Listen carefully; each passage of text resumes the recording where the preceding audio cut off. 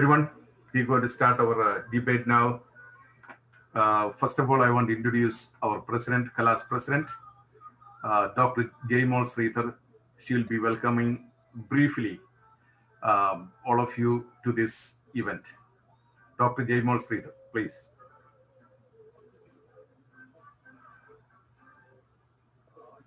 Good evening, everyone. KALAA Philadelphia organize ചെയ്യുന്ന ഈ political ഡിബേറ്റിലേക്ക് എല്ലാവർക്കും ഹാർദവമായ സ്വാഗതം. റിപ്പബ്ലിക്കൻ കാൻഡിഡേറ്റിനെ റെപ്രസെന്റ് ചെയ്ത് ഇന്ന് ഈ ഡിബേറ്റിൽ പങ്കെടുക്കുന്നത് Mister Vincent Palathinkal, Mister Mohan Mavunkal and കലയുടെ സ്വന്തം Jojo Kottoor. Democratic candidate debate panelist are miss Jyothi Varghese, Mister Suresh Raj and Mister Sam Oommen. On behalf of KALAA, I welcome all our panelists to this debate. ഇന്നത്തെ ഡിബേറ്റിന്റെ moderator Mr. George Matthew CPA and other coordinators are Mr. Sunny Abraham and Dr. James Kurichi. I welcome Mr. George Matthew, Mr. Sunny Abraham and Dr. James Kurichi to this evening's debate. And also I welcome all our executive committee members of KALAA, KALAA family members and all our friends who joined in this evening. We will have a healthy and strong discussion this evening. Once again, I welcome each and every one of you. Now I invite Mr. George Matthew CPA, our moderator for this evening, to start our debate. Thank you. Thank you, Dr. Jaimal. Thanks for everything. This is KALAA's second educational political debate. We had one 4 years ago, and I know a couple of you were there. Three of you were there. Mohan Undairunu. Plus നമ്മുടെ Vincent പാലത്തിങ്കലെ ജ്യോതി, ഇവർ 3 പേരും അന്ന് പങ്കെടുത്തവരാണ്. പ്രത്യേകം നിങ്ങൾക്ക് ഒരിക്കൽ കൂടി welcome ചെയ്യുന്നു. 2-3 കാര്യങ്ങൾ ഞാൻ പ്രത്യേകം അറിയിക്കാൻ ഉദ്ദേശിക്കുകയാണ്. ഈ ഡിബേറ്റിന് വേണ്ടി എൻ്റെ കൂടെ വർക്ക് ചെയ്തത് ശ്രീ സണ്ണി എബ്രഹാം, ഡോക്ടർ ജെയിംസ് കുറിച്ചിയാണ്. എൻ്റെ ബ്രീഫിംഗ് കഴിഞ്ഞാൽ ഉടനെ സണ്ണി എബ്രഹാം നിങ്ങൾക്ക് ഉള്ള സെൽഫ് ഇൻട്രഡക്ഷന് വേണ്ടി നിങ്ങളുടെ പേരുകൾ അനൗൺസ് ചെയ്യും. അതനുസരിച്ച് നിങ്ങൾ സെൽഫ് ഇൻട്രഡക്ഷന് വേണ്ടി റെഡിയാകുക. 2-3 അനൗൺസ്മെന്റ്സ് എനിക്ക് ചെയ്യാനുള്ളത്. ഒന്ന്, ഡിബേറ്റിലെ ഭൂരിപക്ഷം പ്രസന്റേഷനും മലയാളത്തിൽ ആണെങ്കിലും നമ്മൾ ഇംഗ്ലീഷ് കൂടി മിക്സ് ചെയ്യും. കാരണം അങ്ങനെ ഒരു സാഹചര്യത്തിലാണ് നമ്മൾ ജീവിക്കുന്നത്. So please bear with us. പിന്നെ നിങ്ങളുടെ പ്രസന്റേഷനിൽ ദയവായിട്ട് സിവിലിറ്റി ഒബ്സർവ് ചെയ്യണം. നമ്മൾ അന്യോന്യം റെസ്പെക്ട് ചെയ്ത് എല്ലാ കാര്യങ്ങളും സംസാരിക്കണമെന്ന് പ്രത്യേകമായി ഞാൻ അഭ്യർത്ഥിക്കുകയാണ്. അതുപോലെ ഒരാൾ സംസാരിച്ചുകൊണ്ടിരിക്കുമ്പോൾ ദയവായിട്ട് ഇന്ററപ്റ്റ് ചെയ്യരുത്. നിങ്ങൾക്ക് അതിനുള്ള അവസരം തരുന്നതാണ്. നിങ്ങളെ മ്യൂട്ട് ചെയ്തിരിക്കും. അതിനുവേണ്ടി 2 പേര് ഇവിടെ തയ്യാറായിരിക്കുകയാണ്. അതുകൊണ്ട് പ്രത്യേകം ദയവായിട്ട് ശ്രദ്ധിക്കുക. ടോപ്പിക് ഇൻട്രൊഡ്യൂസ് ചെയ്ത് കഴിഞ്ഞാൽ സംസാരിക്കുന്ന ആള് ആരാണെന്ന് വെച്ചാൽ ഒന്ന് കൈ ഉയർത്തിയാൽ ഈസി ആയിട്ട് നിങ്ങളെ അൺമ്യൂട്ട് ചെയ്തിട്ട് രംഗത്തേക്ക് കൊണ്ടുവരാൻ സാധിക്കും എന്നുള്ള വിവരം ഞാൻ പ്രത്യേകം അറിയിക്കുകയാണ്. അതുപോലെ പാർട്ടിസിപ്പൻസിനോട് ഒരു അഭ്യർത്ഥനയുണ്ട്. നിങ്ങളെ ഒരുപക്ഷെ നിങ്ങളുടെ വീഡിയോയും ഓഡിയോയും മ്യൂട്ട് ചെയ്തിരിക്കും. മറ്റൊന്നും കൊണ്ടല്ല, ഈ ഡിബേറ്റ് നമ്മൾ ടേപ്പ് ചെയ്ത് റെക്കോർഡ് ചെയ്തിട്ട് നമ്മൾ യൂട്യൂബിലും പ്ലസ് TV-യിലും പ്രസന്റ് ചെയ്യാൻ ആഗ്രഹിക്കുകയാണ്. അതുകൊണ്ട് നിങ്ങളുടെ സഹകരണം ഈ ഇതിലേക്ക് ഞാൻ പ്രത്യേകമായി റിക്വസ്റ്റ് ചെയ്യുകയാണ്. ദയവായിട്ട് അത് സഹകരിക്കുക. ഇനി അടുത്തത് introduction of candidates. Mr. Sunny Abraham. Johnny, ഞാൻ പറയുന്നത് കേൾക്കാമല്ലോ? Yeah, please. ഓക്കെ. എനിക്ക് കാണാനൊക്കെ ഒന്നും എനിക്ക് തോന്നുന്നില്ല. Anyway, dear friends, Kala Malayali association of Delaware വാലിയുടെ 2020-ലെ പൊളിറ്റിക്കൽ ഡിബേറ്റിലേക്ക് ഒരിക്കൽ കൂടി എല്ലാവരെയും സ്വാഗതം ചെയ്യുന്നു. ഇതൊരു എഡ്യൂക്കേഷണൽ സീരീസ് മാത്രമാണ്. കല ഒരു പൊളിറ്റിക്കൽ പാർട്ടിയെയോ കാൻഡിഡേറ്റിനെയോ സപ്പോർട്ട് ചെയ്യുകയോ പ്രൊമോട്ട് ചെയ്യുകയോ ചെയ്യുന്നില്ല. ഞാനിതിൽ പങ്കെടുക്കുന്ന പാനലിസ്റ്റിനെ വിളിക്കുമ്പോൾ അവർ തങ്ങളെ തന്നെ ഐഡന്റിഫൈ ചെയ്യുകയും സെൽഫ് ഇൻട്രൊഡക്ഷൻ 30 സെക്കൻഡ് എടുത്ത് സ്വയമായി നിങ്ങളെ തന്നെ പരിചയപ്പെടുത്തുകയും ചെയ്യുക. First, let me start with the democratic candidate panelist miss Jyothi Varghese. Please introduce yourself, Jyothi. Good evening, everyone. എൻ്റെ പേര് ജ്യോതി വർഗീസ്. ഞാൻ ഫിലഡൽഫിയ പെൻസിൽവേനിയയിലാണ്. I am a licensed professional engineer. I am a small business owner, a consulting practice. And I'm also a real estate developer, investor, and also what is personal to me is my faith. So my faith drives my passion, my view of my politics, and my decisions. So, and I've been here for 42 years. And I had to tell you that this is the most, I am never been concerned about the state of this country like I am now. This is the most important election. We are living in unprecedented times. So I am burdened personally by the situations we are facing. So I've been working so hard to promote the right candidates and bring awareness. Since 4 years ago, I've been trying. Self-introduction samayana, please. Okay. The next one, Mr. Suresh Raj. Please introduce yourself. Suresh. Good evening. Good evening. Thank you, KALAA, for giving this opportunity for the Kerala community to watch a debate. ഞാൻ മെറിലൻഡില താമസം. അമേരിക്കയിൽ വന്നിട്ട് almost 30 years ആവുന്നു. നാട്ടിൽ ISRO scientist ആയിരുന്നു. ഇവിടെ വന്ന് IT company manage ചെയ്യുവാണ്. I had been involved in democratic presidential elections for the last 2 decades. I'm also in the entertainment industry, has produced several movies, including Ennadinda Moideen in Malayalam. Look forward to the debate. Thank you. Okay, thank you. Next is Sam Uman. Mr. Sam Uman, introduce yourself. Good evening, KALAA, George Matthew, and Sunny Abraham. My name is Isho Sam Uman. I live in Los Angeles, and I am involved in church activities, social and federation activities. Care, compassion, and Christian values are the basis of my life. I do not like to involve religion in politics. In fact, I believe in equality of male, female, transgender, and LGBT community. And today we have Jyoti Varghese as our leader. That is because we give equality to women. And our vice president candidate is Kamala Harris. Okay. And that is what we put into practice. Okay, thank you. The next is the Republican candidate panelist, Mr. Vincent Palathingal. Abraham, just a quick request. നമ്മൾ ഈ നടുക്ക് വെച്ചിരിക്കുന്ന കല എന്നുള്ള അത് മാറ്റുവാണെങ്കിൽ ആൾക്കാരുടെ face നമുക്ക് close ആയിട്ട് കാണാമായിരുന്നു സംസാരിക്കുമ്പോൾ. What do you think? Nowadays, we are just seeing only very small faces. Johnny, George Matthew can do that. Okay, wonderful. Now it is good. Okay, thank you. Okay, എൻ്റെ പേര് Vinson Palathingal. Thank you so much, KALAA, for doing this. ഞാൻ ഒരു international student ആയിട്ട് ഇന്ത്യയിൽ നിന്ന് വന്ന ആളാണ്. Thrissur engineering കോളേജിൽ നിന്ന് ഡിഗ്രി എടുത്ത ശേഷം യൂണിവേഴ്സിറ്റി ഓഫ് നെവാഡ റീനോയിൽ നിന്ന് മാസ്റ്റേഴ്സ് എടുത്തു. ഞാൻ ആദ്യം ഈസ്റ്റ് കോസ്റ്റിലേക്ക് മൂവ് ചെയ്ത സ്ഥലം ഫിലഡൽഫിയ ആണ്. അതുകൊണ്ട് ഫിലഡൽഫിയ എൻ്റെ ഒരു വളരെ ഗൃഹാതുരത്തോടെ ഓർക്കുന്ന ഒരു സ്ഥലമാണ്. എൻ്റെ മക്കള്, എൻ്റെ വൈഫ് ആഷ പാലത്തിങ്കൽ, മക്കള് Xavier Palathingal, Stephen Palathingal, both of them computer engineers. I live in Washington DC suburb in Virginia. Thank you. Thank you. Mr. Mohan Mavangal. നമസ്കാരം, എൻ്റെ പേര് മോഹൻ മാവുങ്കൽ. ഞാൻ കഴിഞ്ഞ 35 വർഷങ്ങളായിട്ട് ബാൽട്ടിമോറിൽ ജീവിക്കുന്ന ഒരു മലയാളിയാണ്. ആദ്യമായിട്ട് KALAA എന്ന് പറയുന്ന ഈ മലയാളി സംഘടനയും അതിന് നേതൃത്വം നൽകുന്ന ശ്രീ ജോർജ് മാത്യു, റോഷൻ തുടങ്ങിയ എല്ലാവർക്കും ആശംസകൾ. നന്ദി.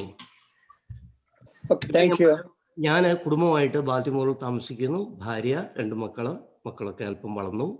ഒരാൾ വിവാഹിതയാണ്. അതിനേക്കാൾ ഉപരി ഞാൻ പറയാൻ ഉദ്ദേശിക്കുന്നത്, ഞാൻ ഇഷ്ടപ്പെടുന്ന, ഞാൻ സ്നേഹിക്കുന്ന, ഞാൻ മാറോടണയ്ക്കുന്ന കുറച്ച് സത്യങ്ങളുണ്ട്, കുറച്ച് നന്മകളുണ്ട്. അതിനെ ചേർത്ത് പിടിക്കുക എന്നതാണ് ഈ ഒരു സംരംഭത്തിലൂടെ ഞാൻ ചെയ്യാൻ ഉദ്ദേശിക്കുക. ഞാൻ അതിൽ വിശ്വസിക്കുന്നുണ്ട്. അത് ശരിയാണ് എന്നുള്ളത് തന്നെയാണ് എൻ്റെ പൂർണ്ണ വിശ്വാസം. നന്ദി. Thank you. Mister George Kottoor. Jojo.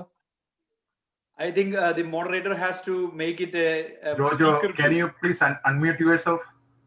Hello, Jojo, okay. എൻ്റെ പേര് ജോജോ കോട്ടൂർ. കഴിഞ്ഞ 15 വർഷമായിട്ട് ഞാൻ ഫിലഡൽഫിയയിൽ താമസിക്കുന്നു. 13 വർഷമായിട്ട് കലാ മലയാളി അസോസിയേഷൻ്റെ ഒരു സജീവ പ്രവർത്തകനാണ്. ഞാൻ ഹെൽത്ത് കെയർ ഇൻഡസ്ട്രിയിലാണ് ഇപ്പം ജോലി ചെയ്തുകൊണ്ടിരിക്കുന്നത്. അതുപോലെ സജീവമായിട്ട് ജേർണലിസം ഉണ്ട്. റിപ്പബ്ലിക്കൻ പാർട്ടിയുടെ നാഷണൽ കമ്മിറ്റി അംഗം കൂടിയാണ്. എല്ലാവരെയും കണ്ടതിലും വളരെ സജീവമായ ചർച്ചകളും ചിന്തകളും ഒക്കെ പങ്കുവെക്കുന്നതിലും വളരെ സന്തോഷമുണ്ട്. അപ്പോൾ നമുക്ക് ഡിബേറ്റിലേക്ക് കടക്കാമെന്ന് പ്രതീക്ഷിക്കുന്നു. Thank you everyone. Thank you, Jojo. Thank you, all of you. Good luck to all 6 of you. Let me start over. Let me hand over to Mr. George Matthew. George Matthew. Thank you. Thank you, Sunny, and thank you everyone for sharing your background. Now we'll start our debate. The first question will be, topic will be the major achievements of your candidate in various fields. You'll have 3 minutes, and from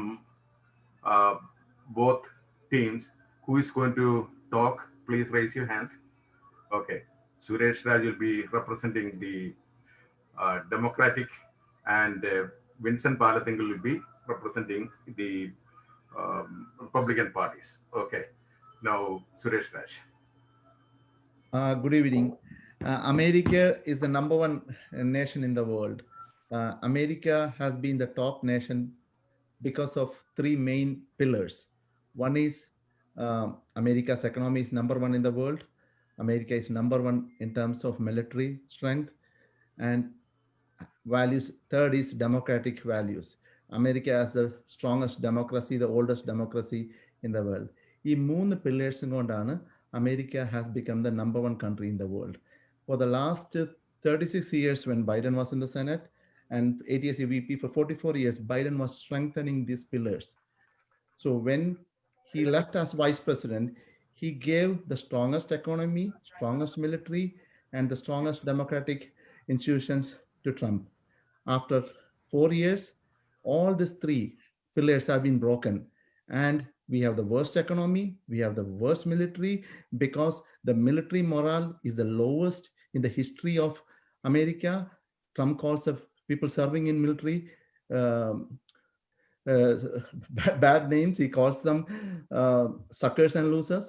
Then in terms of the democratic institutions, he has ruined. There is no free press anymore. He hangs out with dictators, he promotes them. Now coming to Biden's accomplishment, he was elected for the Senate 7 times in a row by the people of voters of Delaware. And because of his accomplishment in the Senate and the way he served for Delaware, people kept voting him, and every time he got more votes than the previous time. One of his biggest accomplishments during the Senate term was supporting the Economic Recovery Act during Clinton administration that led to the historic biggest economic expansion that created 23 million jobs. None of the Republicans supported that. Then when he became the vice president, his major accomplishment was to lead the effort to bring together a bipartisan coalition to ensure the economy recovers from the Great Recession after the followed by the Great Depression in the 1930s. This is the worst recession. So his policies helped, including the auto industry bailout. So when you look at what his accomplishment, he is capable of bringing the teams together. He works with both the sides of the aisles, and he can strengthen America by bringing both the sides. Both the teams have good ideas, so you have to work with both the sides. What Trump has done is he weakens the institution. He lies. He cheats his family and lies. He sleeps with porn stars, pays the money, lies to the people he hasn't paid.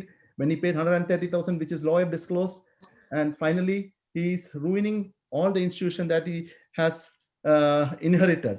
So the greatest country in the nation is getting weaker and weaker under Trump, and he has broken all the promises he gave to people when he was running for election, including getting the GDP to 4%, giving tax breaks to the middle class families, giving $1 trillion in infrastructure spending, reducing the debt. All the promises are broken under his leadership. Now, thank you. Okay, next is Vincent Palathingal representing the Republican Party. Thank you so much, moderator. ഒബാമയ്ക്ക് 2 പ്രാവശ്യം vote ചെയ്ത ശേഷം റിപ്പബ്ലിക്കനായ ആളാണ് ഞാൻ. Democrat പാർട്ടിയിൽ നിന്നും ഓടി വന്ന റിപ്പബ്ലിക്കനായ ആളാണ്. ഡെമോക്രാറ്റ് പാർട്ടി ചെയ്യുന്ന കാര്യങ്ങൾ അമേരിക്കയെയും ബാക്കിയുള്ള രാജ്യങ്ങളെയും പോലെ അവസരങ്ങളില്ലാത്ത ഒരു ദരിദ്ര രാജ്യമായി മാറ്റും എന്ന് മനസ്സിലാക്കിയപ്പോഴാണ് ടാക്സ് കുറയ്ക്കുക, റെഗുലേഷൻസ് കുറയ്ക്കുക, ഗവൺമെന്റിനെ ചെറുതാക്കുക, ഇറാഖ് വാർ പോലുള്ള അനാവശ്യമായ വാറുകളിൽ ഒരു രാജ്യത്തെ കൊണ്ട് തളയ്ക്കാതിരിക്കുക എന്ന പ്രോമിസുകളുമായിട്ട് വന്ന ഡൊണാൾഡ് ട്രംപിനെ ഞാൻ സപ്പോർട്ട് ചെയ്തത്. ഇവൻ അതിനു മുമ്പ് തന്നെ ഞാൻ റിപ്പബ്ലിക്കൻ ആയിരുന്നു. അദ്ദേഹം ചെയ്ത ഓരോ വാഗ്ദാനങ്ങളും അക്ഷരാർത്ഥത്തിൽ കീപ്പ് ചെയ്യുന്ന ഒരു പ്രസിഡന്റാണ്. നമുക്കറിയാം അമേരിക്കയുടെ മിലിറ്ററി, സുരേഷ് രാജ് പറഞ്ഞതിനോട് എഗ്രി ചെയ്യുന്നു. Economy is A major factor, military is A major factor. അത് രണ്ടും ഏറ്റവും സ്ട്രോങ് ആക്കിയ ആളാണ് പ്രസിഡന്റ് ട്രംപ്. അദ്ദേഹത്തിനെതിരെ യാതൊരു രീതിയിലും സാധൂകരിക്കാനാവാത്ത, യാതൊരു രീതിയിലും ഫാക്ട്സ് അല്ലാത്ത ആരോപണങ്ങൾ ഉന്നയിച്ച് $48 million ഇൻവെസ്റ്റിഗേറ്റ് ചെയ്തു അദ്ദേഹത്തിനെ കുറിച്ച്. ഒന്നും ഇതുവരെ കണ്ടുപിടിക്കാൻ ആർക്കും പറ്റിയിട്ടില്ല. ജസ്റ്റ് ആരോപണങ്ങൾ ഉന്നയിക്കുക, പക്ഷെ അദ്ദേഹം ചെയ്ത കാര്യങ്ങൾ കാണാണ്ടിരിക്കുക. അദ്ദേഹം നമുക്ക് വേണ്ടി നടപ്പാക്കിയിട്ടുള്ള കാര്യങ്ങൾ നോക്കിക്കഴിഞ്ഞാൽ ഏത് രീതി നമുക്ക് കാണാം. ടാക്സ് കുറച്ചു, റെഗുലേഷൻസ് കുറച്ചു, എക്കണോമി ബൂസ്റ്റ് ചെയ്തു. രാജ്യം കണ്ട ഏറ്റവും വലിയ എക്കണോമിക് അഭിവൃദ്ധി ഉണ്ടായി ആദ്യത്തെ 3 വർഷത്തിൽ. എല്ലാ അൺഎംപ്ലോയ്മെന്റും, African American, Hispanic American, Asian American, women's unemployment എല്ലാം വളരെ താഴോട്ട് വന്നു. Economy was booming, stock market was booming. All of a sudden, COVID came and economy tanked. And now what Democrats are doing is to keep the economy bad so that Trump will not get elected. Economy is still in very good shape. The economy has to be just opened up in the cities like New York and LA and Philadelphia. That's all it takes. Economy is it's just like in a dam in floodgates. If you open it, economy is booming again, the Trump economy. Talking about military, American military has been upgraded significantly after he came into power. നിങ്ങൾക്കറിയാം സീക്വസ്ട്രേഷനും അങ്ങനെയുള്ള കാര്യങ്ങളും ചെയ്ത് ഒബാമയും ബൈഡനും കൂടി വളരെ വീക്കാക്കി American military. ISIS was roaming the Middle East when Trump came into power. Now we don't hear about ISIS. We don't hear about Islamic fundamentalism. What happened to all of that? The major factors who were contributing, the major guys who were contributing to Islamic fundamentalism are dead. So Suresh പറഞ്ഞ ആ factors, I agree with those factors. പക്ഷെ ഇത് keep ചെയ്ത president ആണ് president Trump. അദ്ദേഹത്തിന് 2016 വളരെ passionate ആയിട്ട് support ചെയ്തപ്പോ എനിക്ക് പോലും സംശയം ഉണ്ടായിരുന്നു ഇദ്ദേഹം എന്തോരം ഡെലിവറി ചെയ്യുന്നു. പക്ഷെ ഈ മനുഷ്യൻ ഒരു ദിവസം 3-4 മണിക്കൂർ ഉറങ്ങി ഇത്രയധികം കാര്യങ്ങൾ ഡെലിവറി ചെയ്തു, ഇത്രയധികം കാര്യങ്ങൾ അമേരിക്കയെ നന്നാക്കാനായിട്ട് ഹെൽപ്പ് ചെയ്തു. അതിനുശേഷം ഡെഫിനറ്റ്ലി അദ്ദേഹത്തിന്റെ വോട്ട് കൂടിയിട്ടേ ഉള്ളൂ, കുറഞ്ഞിട്ടില്ല. അപ്പോ അത് നമ്മള് മലയാളികള്, എനിക്കറിയാം ഒത്തിരി സപ്പോർട്ട് നമ്മൾ കൂടിയിട്ടുണ്ട്. 2016 ഉണ്ടായിരുന്ന സിറ്റുവേഷൻ അല്ല. അപ്പൊ അദ്ദേഹം ചെയ്ത കാര്യങ്ങൾ മനസ്സിലാക്കി ആ ചെയ്ത കാര്യങ്ങളുടെ റിസൾട്ടിന്റെ പേരിൽ അദ്ദേഹത്തിന് വീണ്ടും വോട്ട് ചെയ്യണം എന്നാണ് എനിക്ക് അഭ്യർത്ഥിക്കാനുള്ളത്. Look at the world right now. We have excellent deals done between Israel and UAE. Okay, Qatar. So all of this was made possible under Trump. Obama and Biden were not able to do any of this. Look at African American people. Is my time up? Yeah, your time is up. Oh, sorry, thank you. Thank you, Vincent. Now we have 9 topics altogether. COVID-19, healthcare, economy, taxes, climate change, immigration, gun regulations, foreign policy, and education. Each team will get 2 minutes each to present your views on these issues of your candidates. What is that candidate going to do with regard to each items? ഇത് കഴിഞ്ഞിട്ട് റീബട്ടലിന് 1 minute കിട്ടും. നിങ്ങളുടെ presentation ആരാണ് ചെയ്യുന്നത് എന്നുള്ളത് ഒന്ന്, you may please raise your hand, the first one. Okay. Now let me introduce COVID-19. ഇന്നത്തെ ന്യൂസും COVID-19 കുറിച്ച് നമ്മൾ വാച്ച് ചെയ്യുമ്പോൾ 8.8 ലക്ഷം ആൾക്കാർക്ക് COVID-19 പിടിച്ചു. അതില് 2.25 ലക്ഷം ആൾക്കാർ ഓൾറെഡി മരിച്ചു കഴിഞ്ഞു. അപ്പൊ ഇനി മുന്നോട്ട് പോകുമ്പോൾ നിങ്ങളുടെ കാൻഡിഡേറ്റിന് എന്താണ് നിങ്ങളുടെ പോളിസി? ഇത് ഈ COVID-19 കംപ്ലീറ്റ്ലി ഇവിടുന്ന് കൊറോണ വൈറസിനെ നിയന്ത്രിക്കുന്നതിനും നിർമ്മാർജ്ജനം ചെയ്യുന്നതിനും പരിപാടികൾ എന്തെല്ലാമാണ് ആസൂത്രണം ചെയ്യേണ്ടത്? Thank you. ഏത് ടീമാണ് പറയേണ്ടതെന്ന്? ഞാൻ ഉദ്ദേശിച്ച ഡെമോക്രാറ്റിക് ടീമാണ് ആദ്യം കൈകുത്തിയത്, അവർക്ക് കൊടുക്കാമെന്ന് വിചാരിച്ചായിരുന്നു. Okay, since Jojo is ready you can start. Okay, that's fine. Thank you very much George Mathew sir. ഈ COVID-19 പ്രതിരോധത്തെക്കുറിച്ച് സംസാരിക്കുന്നതിന് മുമ്പ് എൻ്റെ ബഹുമാനപ്പെട്ട സുഹൃത്ത് സുരേഷ് രാജ് പറഞ്ഞ ഒരു സ്റ്റേറ്റ്മെന്റിനെ കുറിച്ച് ഒരു വാക്ക് പറഞ്ഞിട്ട് മാത്രം അതിലേക്ക് പ്രവേശിക്കാൻ ഞാൻ ആഗ്രഹിക്കുകയാണ്. അദ്ദേഹം പറഞ്ഞു, ഒബാമയുടെയും അതുപോലെ ജോ ബൈഡന്റെയും ഭരണകാലത്ത് എക്കോണമി ഏറ്റവും അധികം നന്നാക്കിയെടുത്ത ഒരു അഡ്മിനിസ്ട്രേഷൻ ആയിരുന്നു എന്ന്. ഞാൻ അതിനോട് പൂർണ്ണമായിട്ടും യോജിക്കുകയാണ്. പക്ഷെ എക്കോണമി നന്നായത് USA അല്ല, ഇറാന്റെ ആണ് എന്ന് മാത്രം. ഇനി ഞാൻ ഇപ്പോൾ പറഞ്ഞ വിഷയത്തിലേക്ക് കടക്കുകയാണ്. ഈ COVID-19 എന്ന് പറഞ്ഞൊരു മഹാമാരി, അത് നമുക്ക് എല്ലാവർക്കും അറിയാവുന്നതുപോലെ ഇരുമ്പുമറയ്ക്കുള്ളിലെ ചൈനയുടെ കിരാതമായ ഒരു സൃഷ്ടിയാണ്. അതിവിടെ കൊണ്ട് വിതയ്ക്കുന്നത് മനഃപൂർവ്വമായിട്ട് ലോക സമാധാനത്തിനും ലോക ജനാധിപത്യത്തിനും ചൈനയ്ക്ക് ചെയ്യാൻ പറ്റുന്ന ഏറ്റവും വലിയ ദ്രോഹം അവരെ കൊണ്ട് ചെയ്യിപ്പിച്ചതാണ്. പക്ഷേ ലോകത്തുള്ള ബാക്കി എല്ലാ ജനങ്ങളും ഇതിൻ്റെ ഈ ഒരു വൈറസിനോടുള്ള ഈ ഒരു ഇൻവിസിബിൾ എനിമിയോടുള്ള പോരാട്ടത്തിൽ തന്നെയാണ്. അതിൻ്റെ മുന്നണി പോരാളിയായിട്ടാണ് ഇപ്പോൾ ട്രംപ് നിലകൊള്ളുന്നത്. ഇന്നലെ കഴിഞ്ഞ ദിവസത്തെ ഡിബേറ്റിലാണെങ്കിലും പറഞ്ഞു കഴിഞ്ഞു, ഡിസ്ട്രിബ്യൂഷനുള്ള എല്ലാ നെറ്റ്വർക്കും റെഡിയാണ്. പക്ഷേ FDA മാനദണ്ഡങ്ങൾ അനുസരിച്ചുള്ള ആ ഒരു വാക്സിൻ ഡെവലപ്മെന്റ് അതിൻ്റെ വികാസത്തിന്റെ പാതയിലാണ്. അതിന് ഒരല്പം കൂടെ സമയമെടുക്കും. പക്ഷേ ലോകത്തുള്ള ഒരു മനുഷ്യനും ഇതോർത്ത് നിരാശരാകേണ്ട, മറ്റാർക്കും ഇല്ലാത്ത രീതിയിലുള്ള ആത്മവിശ്വാസവും ഉത്സാഹവുമുള്ള, ഉറക്കം തൂങ്ങാത്ത ഒരു പ്രസിഡന്റാണ് നമുക്കുള്ളത്. ആ പ്രസിഡന്റ് തന്നെ അടുത്ത 4 വർഷവും പ്രസിഡന്റ് ആയിരിക്കും. അപ്പം നമുക്ക് മനസ്സിലാക്കാൻ സാധിക്കും, വളരെ 2-3 മാസങ്ങൾക്ക് ശേഷം നമുക്ക് മനസ്സിലാക്കാൻ സാധിക്കും ഈ ഒരു പോരാട്ടത്തിൽ എങ്ങനെയാണ് അമേരിക്ക ലോകത്തെ മുന്നോട്ട് നയിക്കുന്നത്, എങ്ങനെയാണ് ട്രംപിന്റെ ലോക ജനത ഈ കോവിഡിനെ പ്രതിരോധിക്കുന്നത്, കോവിഡിനെ കീഴടക്കുന്നത് എന്ന് നാം കാണാൻ പോകുന്നതേ ഉള്ളൂ. Thank you. അടുത്തത് റിപ്പബ്ലിക്കൻ പാർട്ടി അല്ല ഡെമോക്രാറ്റിക് പാർട്ടി ആരാ സംസാരിക്കുന്നത്? ജ്യോതി.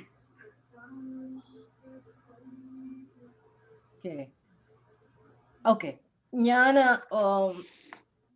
ഈ കോവിഡ് ഒരു വളരെ ഇമ്പോർട്ടൻ്റ് ആയിട്ടുള്ള എല്ലാവർക്കും ഏറ്റവും കൺസേൺഡ് ആയിട്ടുള്ള ടോപ്പിക് തന്നെയാണ്. നമുക്ക് we cannot say look at the world.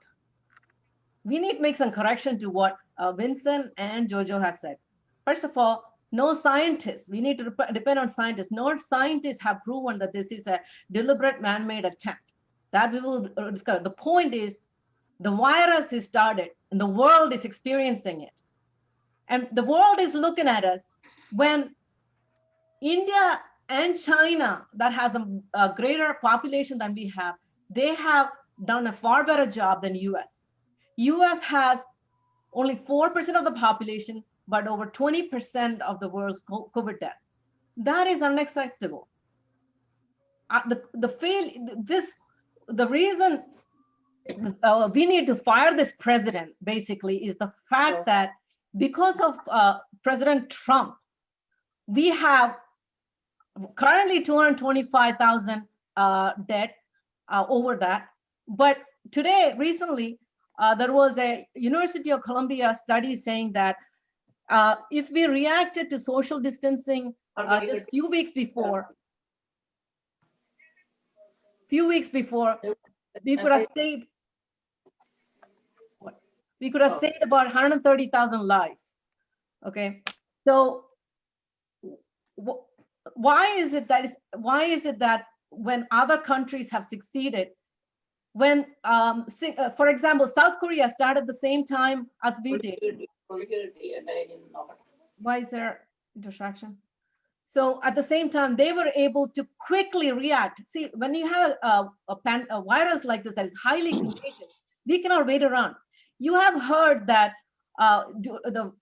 Donald Trump knew end of December and January the nature of this virus that is coming to our shores. A tsunami is coming to our shores. But he acknowledged the fact that he didn't want to panic the people. So therefore, he just said, oh, everything's going to go away. Yeah, close it. This is just a democratic hoax. He lied to us. He lied to the American public. You know what happened? Therefore, that delays has cost our lives. He has, as far as why we need to, no, there's so many reasons why he failed. So we don't have the time to cover everything. But I want to tell you that if we elect Joe Biden, one thing for sure, he will be honest with us. He will listen to the scientists. Donald Trump, a president is not an expert on all matters, but the president should have the wisdom, the know-how to Jyoti, your time is up. Around us. This is a time for Republican Party to rebut. I didn't finish. Oh, you're finished. Thank you. How many minutes I have? 1 minute. Okay. When you talk about the policies, the difference between what Democrats and Republicans are going to do, whatever Trump has done is our policy. He made sure that nobody is dying because they don't have respirators. He made sure that he converted ships into hospitals. He made sure that there is no shortage of masks and things like that. He has done everything that is possible. And now we ask what the Democrat policy is. Just like Vice President Pence mentioned in his debate, it looks like plagiarism to me. Whatever Biden has proposed is exactly the same thing that Donald Trump has done. So Biden has no different policy. When Trump announced travel ban in January from China, what did Biden say? It's xenophobia. And he was saying that, okay, Trump has to stop this. It's nonsense. It's xenophobia. We love Chinese people. What did Pelosi say? He went to Chinatown in San Francisco LA and started dancing with Chinese people. It is not about Chinese people. It is about Chinese Communist Party, a very deceptive mechanism that is doing these things. George Matthew, can we get 1 more minute? Because Suresh would like to rebuttal for 1 minute. Yeah, yes. So we have that. Suresh, yes. Yeah, normally COVID America has 20% of the world death, irrespective, we only have 4% of the world population. പിന്നെ നോക്കേണ്ടത് ഇന്നലെയായിരുന്നു അമേരിക്കയിൽ ഏറ്റവും worst Covid cases yet 83,000 people. It's going up and up after 8 months. The countries that has 1 or 2, Trump is not handling it properly. Pinna, what he did, the worst thing was he dismantled the pandemic response team that could have prevented all this spreading in America. Biden told last October 2019 that America is not ready for a pandemic to handle a pandemic because of what Trump is doing. He destroyed the pandemic response team, dismantled it, didn't fund it, reassigned the resources. There is a plan. Scientists have come up with a plan. We know only Biden team can implement and execute the plan. Trump only talks. He's a talker, doesn't take any action. When it comes to other people's life, Biden will implement the plan. The plan the scientists gave is the same, but we have to go with the person who's going to implement it and take care of our safety, not someone who talks and is a salesman. As a salesman, but he never implements anything. Thank you. Thank you. And how many minutes do we get now? How many? 30 seconds?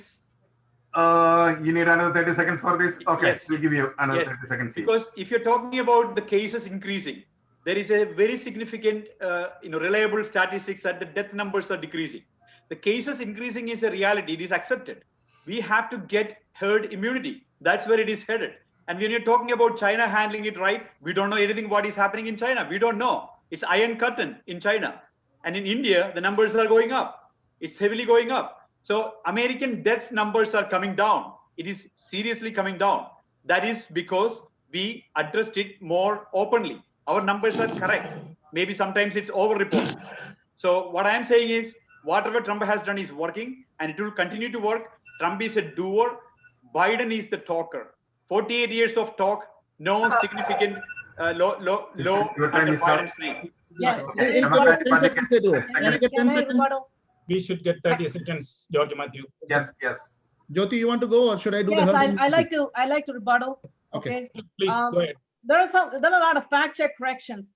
So in the beginning of the year, you remember that our hospitals were completely short of medical supplies and PPEs. We were going around collecting for that. But you know what? In the beginning of the year, Trump gave China 17 tons of PPE and medical supplies when he claimed that we are short of supplies. So, and in April, he gave Russia a supply. Why is he giving it to our enemies? He is giving our enemies medical supplies and PPE when we had nothing. No facts. No facts. Just making yes, that noise. is facts. That is facts. Go search no it out. It's just making noise. 17.8 tons of PPE was sent to China. Thank you. Your time is up. Thank Can you I- so much. We have to move on. We are moving on to our next subject. Live. Health കെയറിൽ ഇന്ന് രണ്ട് views ഉണ്ട്. രണ്ട് views ഇതാണ്: universal care, affordable act, affordable care. ഇത് ആരോഗ്യ മേഖലയിൽ നിങ്ങളുടെ സ്ഥാനാർത്ഥി എന്തെല്ലാം നവീകരണങ്ങളാണ് വരുത്തുവാൻ ഉദ്ദേശിക്കുക എന്നുള്ള വിവരത്തെ കുറിച്ച് സംസാരിക്കുക. ആദ്യം democratic party. Jyoti will go. Okay, thank you. Okay, thank you. Now, the COVID issue and the healthcare is hand in hand. In the middle of a pandemic, President Trump is trying to dismantle the Obamacare, Affordable Care Act. That is helping millions of Americans. About 20 million Americans are covered by that. How irresponsible to dismantle that in the middle of the pandemic. The reason, while an election is going on, he's appointing his Supreme Court appointee so that first thing he wants to do is dismantle the Affordable Care Act. He promised 4 years ago, oh, we'll have a better plan for you. He still doesn't have a better plan. He doesn't have any plan. He just makes promises. Healthcare is right for all, okay? Obamacare is the right thing to do. It is not socialism. It is basically a mix of private, public, and corporations to make healthcare affordable to all. It is a right for all. So Biden, under Biden care, he wants to protect Obamacare or the Affordable Care Act, and it is a historic achievement. He wants to expand the Affordable Care Act by providing a public option that will lower the cost.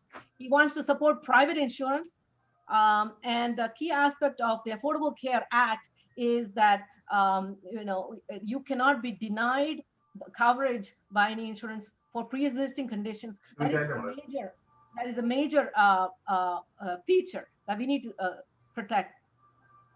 Do I have time? Yes.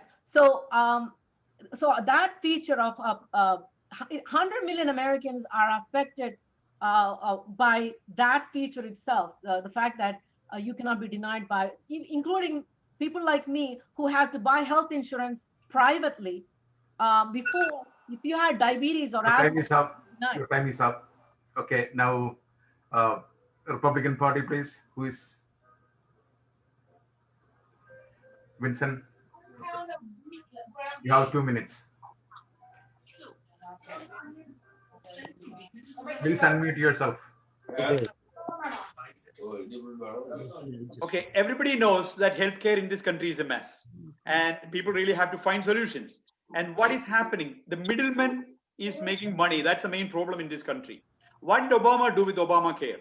Obama did taking money from the middle class people like us and giving it to the people who didn't have insurance.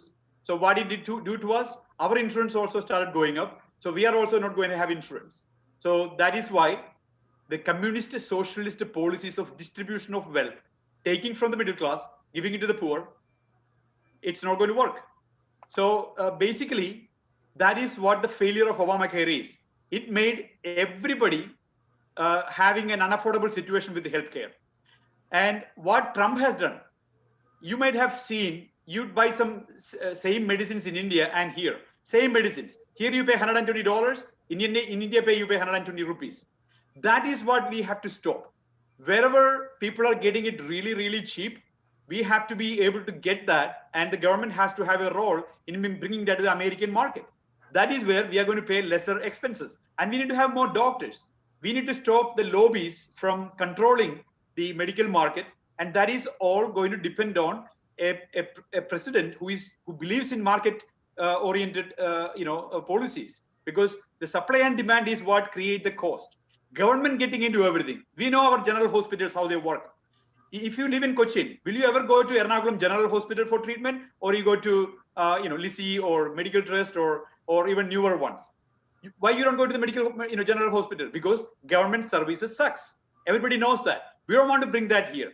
We need competition. We need quality healthcare, and a person who believes in capitalistic principles is the right person to do it, and he knows how to do it. He's not ashamed of telling the countries to stop being unfair. Wherever people are getting the cheapest prices for medicine, that same thing has to happen here. And if you have shortage, we have to have it. Your time is up. Democratic Party, 1 minute. George Matthew, I will go ahead with that. I'm asking you, who is the middleman? The private insurance company? And who is for private insurance company? That is Trump. And definitely, Joe Biden has an affordable care plan. And he is also has a plan to bring Medicare as a public option. And also, he doesn't want to keep away the private insurance company. He wants to keep the private insurance company. And here, at the present situation, an average family is spending 20% of their total income. And Biden's plan is to bring down to 8.5 if they don't have insurance from the employer. They will be able to get insurance at 8.5% of their total salary. And it also will be connected to their income. What happens to the low income people, a family who has got only $50,000 or $30,000 as their income? They need to have insurance. That is where Democrats and Biden are working to give universal health care. Your time is up. Thank you. Thank you so much. Obama care എന്ന് പറയുന്നത് ഒരു വമ്പൻ പരാജയമായിരുന്നു, ഒരു Himalayan blunder ആയിരുന്നു എന്നുള്ളതിൽ ഇവിടെ ആർക്കും തർക്കമില്ല. If you like your doctor, you keep your doctor. If you like your insurance, you keep your insurance. എന്തു പറ്റി? ഒന്നും സംഭവിച്ചില്ല. ഇവിടെ എല്ലാവരുടെയും പ്രീമിയം ഏറ്റവും കുറഞ്ഞത് ഡബിളായി. ഇവിടെ കോ പേയ്മെന്റ്, ഒരു മരുന്ന് പിടിക്കാൻ പോയാൽ അതിന് കൊടുക്കേണ്ടി വരുന്ന പൈസ 3 ഇരട്ടിയായിട്ട് മാറി. മാത്രമല്ല, പലരെയും അവര് എൻജോയ് ചെയ്തിരുന്ന ഇൻഷുറൻസുകളിൽ നിന്ന് ചവിട്ടി പുറത്താക്കി എന്നുള്ളതാണ് സത്യം. ഓക്കെ, ഇതിനേക്കാൾ കൂടുതൽ ഒബാമ കെയറിലുണ്ടായിരുന്ന നിർബന്ധമായ ഒരു കാര്യമായിരുന്നു ഇൻഡിവിജ്വൽ മാൻഡേറ്റ്. അത് സത്യത്തിൽ വലിയൊരു പണിഷ്മെന്റ് ആയിരുന്നു മനുഷ്യന്. ട്രംപ് വന്നതോടെ അങ്ങനെ ഒരു സംഭവം എടുത്ത് മാറ്റി. ഇതിനേക്കാൾ ഉപരിയായിട്ട് ഹെൽത്ത് ഇൻഷുറൻസ് ടാക്സ് എന്ന് പറയുന്ന ഒരു സംഭവം ചെയ്യണമായിരുന്നു. അതായത് നിങ്ങൾക്ക് ഹെൽത്ത് ഇൻഷുറൻസ് ഇല്ല എങ്കിൽ നിങ്ങൾ ഒബാമയുടെ നിയമപ്രകാരം കുറച്ച് പൈസ ഗവൺമെന്റിന് കൊടുക്കണം. No scientist except Trump has said herd immunity will help prevent spread of COVID-19 coronavirus. That is wrong. Second, healthcare is a fundamental right of every person, and step by step ആയിട്ട് അത് improve ചെയ്യാൻ പറ്റൂ. None of the Republicans are supporting anything. Republicans ഇത്ര നാൾ കൊണ്ടായിട്ട് why didn't they cover the pre-existing conditions?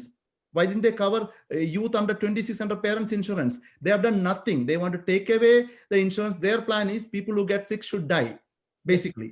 That's what they're doing with COVID now. Have you heard a country named Sweden, who didn't stop nothing at all? They're now completely open because they gained herd immunity. That's called herd immunity. And that is what is going to save America, India, China, everybody from this virus. We need to get herd immunity. That is a fact. You ask a lot of scientists. 70% of the people have to be exposed to the virus to call that we already have attained herd immunity. But what you were saying, okay, we cover people with low income, we cover youngsters or whatever. Yes, government can cover, but why are they taking money from us and covering it? It became unaffordable for me. It was very affordable for me. So don't take money from middle class people like us and cover others. Thank you, Vincent. That's what we are saying. Thank you. Do you have 30 seconds? 30 seconds. I'll give you 30 seconds. Yes. Mr. Wilson is talking about India and Sweden. We are talking about American healthcare, and we have to see that every American is covered, and they should be paid according to their affordability. And if they work in a company and they don't provide them insurance, yes, Obama has brought, the company has to pay for it. And that should come back. Biden is going to bring it back. And if you don't provide health care for your employees, you are liable for that. That is a good proposition. And my Vincent is telling, oh, what is that? You throw it away. No, we are a country of middle class people. And we are not a rich nation. And we don't live for rich. 30 seconds, please. Thank you 30 so much. seconds, please. Thank you. 30 seconds, please. ഇത് ഞാൻ നിർത്തുകയാണ്. ഇത് തന്നെ നമ്മൾ ഒത്തിരി സമയം കളഞ്ഞു. ജോജോ കൂട്ടർ 30 സെക്കൻഡ്. വളരെ പ്രധാനപ്പെട്ട ഒരു സബ്ജക്റ്റ് ആയതുകൊണ്ട് മാത്രമാണ് 30 സെക്കൻഡ് ചോദിച്ചത്. എന്തെന്ന് വെച്ച് കഴിഞ്ഞാൽ ഈ ഒബാമ കെയർ എന്ന് പറയുന്ന അഫോർഡബിൾ കെയർ ആക്ട് അത് ആക്ച്വലി ഒരു അവോയ്ഡബിൾ കെയർ ആക്ട് ആണ്. കാരണം 50 കൂടുതൽ എംപ്ലോയീസ് ഉള്ള ഒരു സ്ഥാപനത്തിന് ആ എംപ്ലോയീസിന് മുഴുവൻ ഇൻഷുറൻസ് കൊടുക്കുമെന്ന് പറഞ്ഞപ്പോഴത്തേക്കിന് എന്താ സംഭവിച്ചത്? എംപ്ലോയീസിന്റെ മുഴുവൻ ഫുൾ ടൈം എംപ്ലോയീസിനെ മുഴുവൻ പാർട്ട് ടൈം ആക്കി. അവർക്ക് 30 മണിക്കൂർ താഴെയായി അവരുടെ ജോലി സമയം ഒരാഴ്ചയിൽ. മറ്റൊരു കാര്യം എന്തെന്ന് പറഞ്ഞു കഴിഞ്ഞാൽ ഈ നെബുലൈസർ തൊട്ട് വെന്റിലേറ്റർ വരെയുള്ള ജീവൻ രക്ഷാ ഉപകരണങ്ങൾക്കും അതുപോലെ തെർമോമീറ്റർ തൊട്ട് MRI സ്കാനർ വരെയുള്ള ഡയഗ്നോസ്റ്റിക് എക്വിപ്മെന്റ്സിനുമൊക്കെ ടാക്സ് കൂട്ടിക്കൊണ്ടാണ് ഇതിന്റെ വലിയൊരു മെഡിക്കെയറിൽ കൂടി ഇത് കവർ ചെയ്യുന്ന കവറേജ് കൊടുക്കുന്ന വലിയൊരു ഫണ്ട് കണ്ടെത്തിക്കൊണ്ടിരിക്കുന്നത്. അങ്ങനെയായിരുന്നു Obama care. Thank you. We are moving on to the next subject. Otherwise, we cannot finish this debate. അടുത്ത സബ്ജക്ട് ഞാൻ ഇൻട്രൊഡ്യൂസ് ചെയ്യുന്നത് എക്കോണമിയാണ്. അമേരിക്കയുടെ സാമ്പത്തിക സ്ഥിതി അഭിവൃദ്ധിപ്പെടുവാൻ വേണ്ടി നിങ്ങളുടെ സ്ഥാനാർത്ഥി ചെയ്യുവാൻ ഉദ്ദേശിക്കുന്ന ഏതാനും കാര്യങ്ങൾ ഡെമോക്രാറ്റിക് പാർട്ടി. സുരേഷ് രാജ്. നമ്മൾ എക്കണോമിയെ പറ്റി സംസാരിക്കുമ്പോൾ let us look at the past 32 years. Last 32 yearsൽ 16 years നമുക്കൊരു റിപ്പബ്ലിക്കൻ പ്രസിഡൻസ് ഉണ്ടായിരുന്നു. 16 years we had democratic presidents. During the 16 years of Republican administration, the net job gains that America gained is 0. Bush Senior gained 3 million jobs. Bush Junior gained 1 million. Trump lost 4 million jobs. In fact, Trump is the first president in modern history to run for re-election after losing so many 4 million jobs. Under the same time, for 16 years, we had Clinton and Obama. During Clinton's time, we get 23 million jobs, and during Obama's time, we get 12 million jobs. So during the same 16 years, we gained 35 million jobs. That is a lot, and most of us are employed because of their policies. So the democratic policies are working, and Obama gained 12 million jobs. When Jojo said Obama was helping Iran, I think Jojo meant because of Trump, the 4 million jobs that we got might have gone to Iran, and he got confused with that. Now, coming back to economy and health matters. The current crisis due to health crisis, COVID, right? The economic crisis. Again, I'm challenging Vincent to name an American scientist who said herd immunity will help. The CDC director last week said there is no herd immunity, and it's going to go. Don't go with that notion. It will going to further increase the death in America. Can you please don't go back into the subject? That will impact. Now, coming back to Biden's policy, independent analysts, including Modi's analysis, it will create more than 7.8 million jobs more than what Trump's plan is. So if we follow Biden's economic plan, 7.8 million jobs കൂടുതൽ create in the stock market will perform better, and we will create more high-paying jobs in renewable energy sector. So it will create record economic expansion. Look at the last years when Democratic presidents were there. They are creating record economic expansion, and the proof is in the past, not in the future. Now, what did Trump do? He gave. Okay, എക്കോണമിയെ കുറിച്ച് പറയുമ്പോൾ നമ്മുടെ എക്കോണമിയുടെ growth ട്രംപിന്റെ ഭരണത്തിന് കീഴിൽ 3.5% വളർന്നത്. ഇവിടെ ധനതത്വ ശാസ്ത്രം വളരെ വിദഗ്ധമായിട്ട് കൈകാര്യം ചെയ്യുന്ന പലരും പറഞ്ഞു ഒരിക്കലും എത്താനാവാത്ത ഒരു തലമാണെന്ന്. പക്ഷെ ലോകത്തെ മുഴുവൻ ഞെട്ടിച്ചുകൊണ്ടാണ് 3.5% വളർച്ച വളരെ കുറഞ്ഞ സമയം കൊണ്ട് അദ്ദേഹം നേടിയിരിക്കുകയാണ്. GDP ഗ്രോത്ത് 2018 വരെ 2% ഉണ്ടായിരുന്ന GDP ഗ്രോത്ത് ഇന്നലത്തെ റിപ്പോർട്ട് പ്രകാരം 4.1%. ഒരിക്കലും 4-ന് മുകളിൽ 4 എത്തുക എന്ന് പറയുന്നത് തികച്ചും അപ്രാപ്യമാണ് എന്ന് വിദഗ്ധര് പറഞ്ഞ കാര്യമാണ്. 4.1%-ലെത്തി ഇന്നിവിടെ നിൽക്കുകയാണ്. പിന്നെ മുമ്പേ നിങ്ങൾ പലരും പറഞ്ഞ പോലെ കോവിഡിന് തൊട്ട് മുമ്പ് വരെ ഇത്രയും ജോലി സാധ്യതകൾ ഉണ്ടാക്കിയെടുത്ത അല്ലെങ്കിൽ ആൾക്കാർക്ക് ജോലി ലഭിക്കുന്ന അവസരം ഉണ്ടാക്കിയ മറ്റൊരു പ്രസിഡന്റും കഴിഞ്ഞ അനേക വർഷങ്ങളായിട്ട് അമേരിക്കയിൽ ഉണ്ടായിട്ടില്ല. ഇനിയും അടുത്തതായിട്ട് സംഭവിച്ചത് എങ്ങനെയാണ് ഈ ജോലി അല്ലെങ്കിൽ എങ്ങനെയാണ് എക്കോണമി ഗ്രോ ചെയ്തത് എന്ന് ചോദിച്ചാൽ അനാവശ്യമായ വളരെയധികം നിയന്ത്രണങ്ങൾ അടിച്ചേൽപ്പിച്ച് മാം ആൻഡ് പാപ്പ് ഈ ഷോപ്പുകൾ പോലെയുള്ള ചെറുകിട വ്യവസായങ്ങളെ തകർക്കുന്ന അനാവശ്യമായ നിയന്ത്രണങ്ങൾ ഒത്തിരിയായിരുന്നു ഒബാമയുടെയും ഈ ഹൈഡന്റെയും ഒക്കെ കാലത്ത് അവർ കാണിച്ചു വെച്ചത്. അത് മുഴുവൻ എടുത്ത് കളഞ്ഞ് കൂടുതൽ സ്വാതന്ത്ര്യം കൊടുത്തു. അവരുടെ വ്യവസായങ്ങളെ പുനർജീവിപ്പിച്ചെടുത്തത് ട്രംപ് മാത്രമാണ്. പിന്നെ അടുത്ത ഏറ്റവും വലിയൊരു കാര്യം അദ്ദേഹം ചെയ്തത് എക്കോണമിയെ നന്നാക്കാൻ, ഇവിടെ നിന്ന് ഓടിപ്പോയ, ഇവിടുത്തെ നിയന്ത്രണങ്ങളും നികുതിയും ഒന്നും സഹിക്കാൻ പറ്റാതെ ഇവിടുന്ന് ഓടിപ്പോയ പല വലിയ വലിയ വലിയ നിർമ്മാണ കമ്പനികളെയും അദ്ദേഹം തിരിച്ചു കൊണ്ടുവന്നു. ഇന്ന് കാറുകൾ ഉണ്ടാക്കുന്നു, സകല സാധനങ്ങൾ ഇവിടെ ഉണ്ടാക്കുന്നു, ജോബ് ഓപ്പർച്യൂണിറ്റി കൂടുന്നു, എക്കോണമി വളരെ നന്നായിട്ട് പോകുന്നു. അടുത്തതായിട്ട് അദ്ദേഹം എക്കോണമിയെ ഏറ്റവും കൂടുതൽ നന്നാക്കാനായിട്ട് ശ്രദ്ധിച്ചത് ഊർജ തലം ഒന്ന് ശ്രദ്ധിക്കുക എന്നുള്ളതാണ്. അതായത് എനർജി ഇൻഡിപെൻഡൻസ്.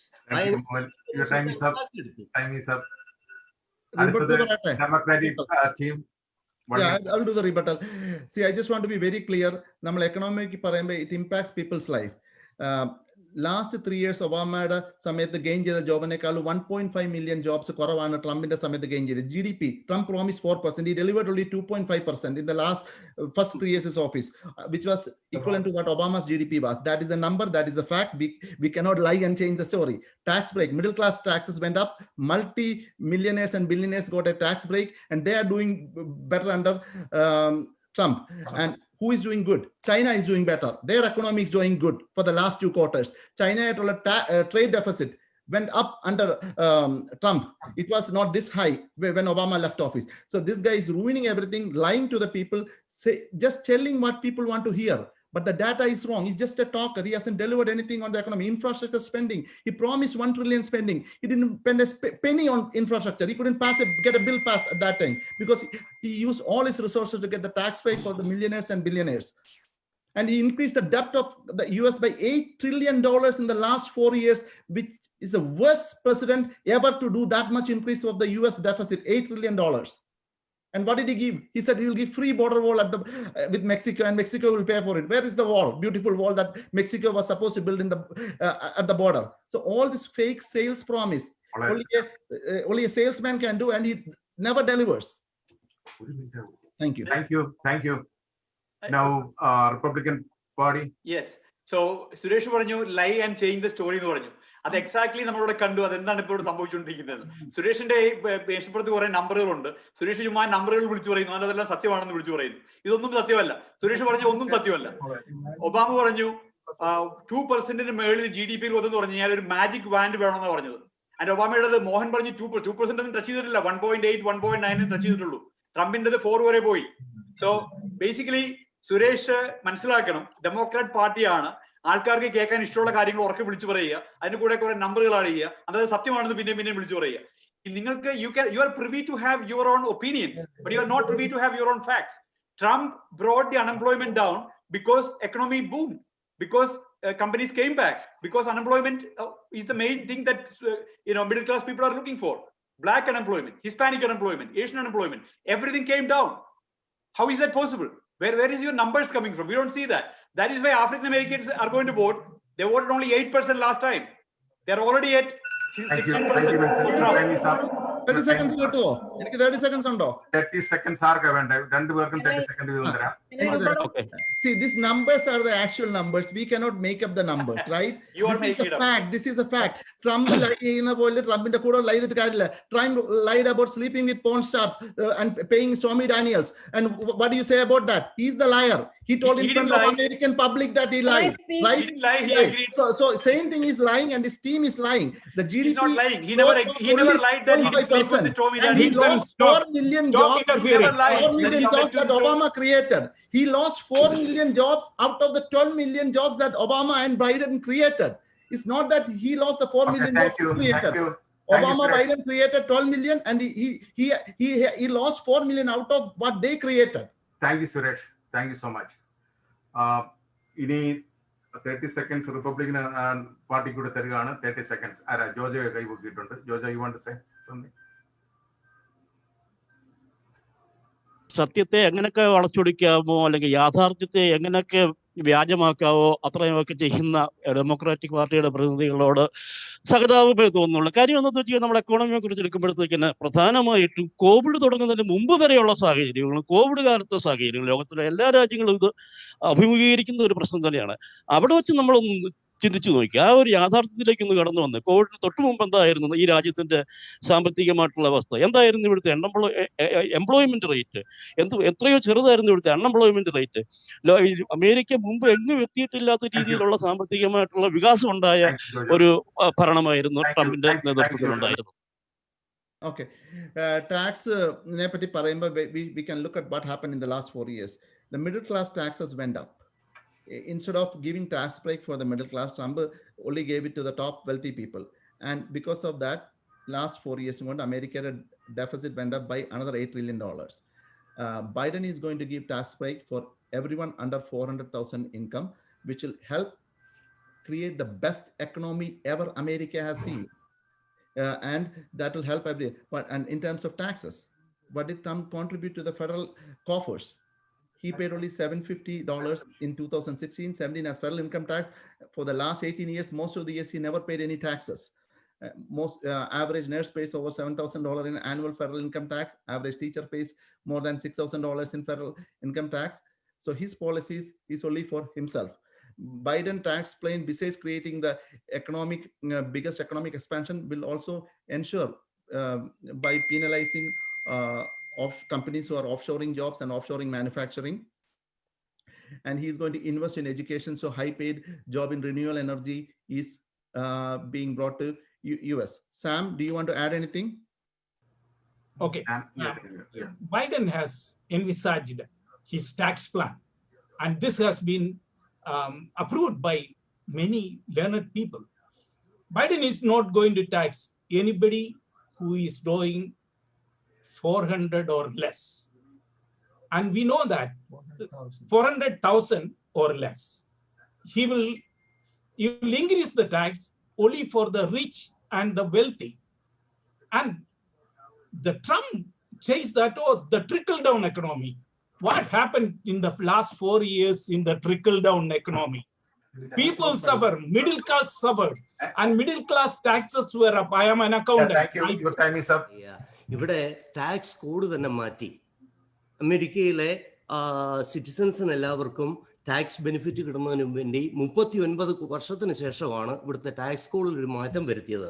ഇതുകൊണ്ട് സംഭവിച്ചതെന്നാന്ന് പറഞ്ഞാൽ ബ്ലോക്കുകാരുടെ ഏറ്റവും പുതിയ റിപ്പോർട്ട് പ്രകാരം ഏറ്റവും കുറഞ്ഞ ശരാശരി ലാഭം ഓരോ കുടുംബത്തിനും കിട്ടിയത് $1,200 ഒരു വർഷം. സത്യത്തെ കുറെ ഒച്ച വെച്ച് വളച്ചൊടിച്ച് പറഞ്ഞുകൊണ്ട് സത്യമല്ലാതെ ആവത്തില്ല. അതേ സ്ഥാനത്ത് ബൈഡൻ പറയുന്നത് എന്താണ്? ഞാൻ പ്രസിഡന്റ് ആയി കഴിഞ്ഞാൽ ഏകദേശം $620 ട്രില്യൺ ടാക്സ് ഇൻക്രീസ് ഉണ്ടാക്കുമെന്നാണ് പറയുന്നത്. ഇതിവിടെ ആർക്കും താങ്ങാൻ പറ്റുന്നതല്ല. പാവപ്പെട്ടവരെയും മിഡിൽ ക്ലാസ്സിനെയും ഒക്കെ ഞങ്ങൾ നന്നാക്കും എന്ന് പറയുക. പക്ഷെ ഇവരുടെ മൊത്തം അജണ്ട എന്ന് പറയുന്നത് നികുതി പണം വല്ലാതെ കൂട്ടുക, ആ പണം എടുത്തിട്ട് ആവശ്യമില്ലാത്ത കാര്യങ്ങൾക്ക് വേണ്ടി ചെലവാക്കുക എന്നുള്ളത് മാത്രമാണ്.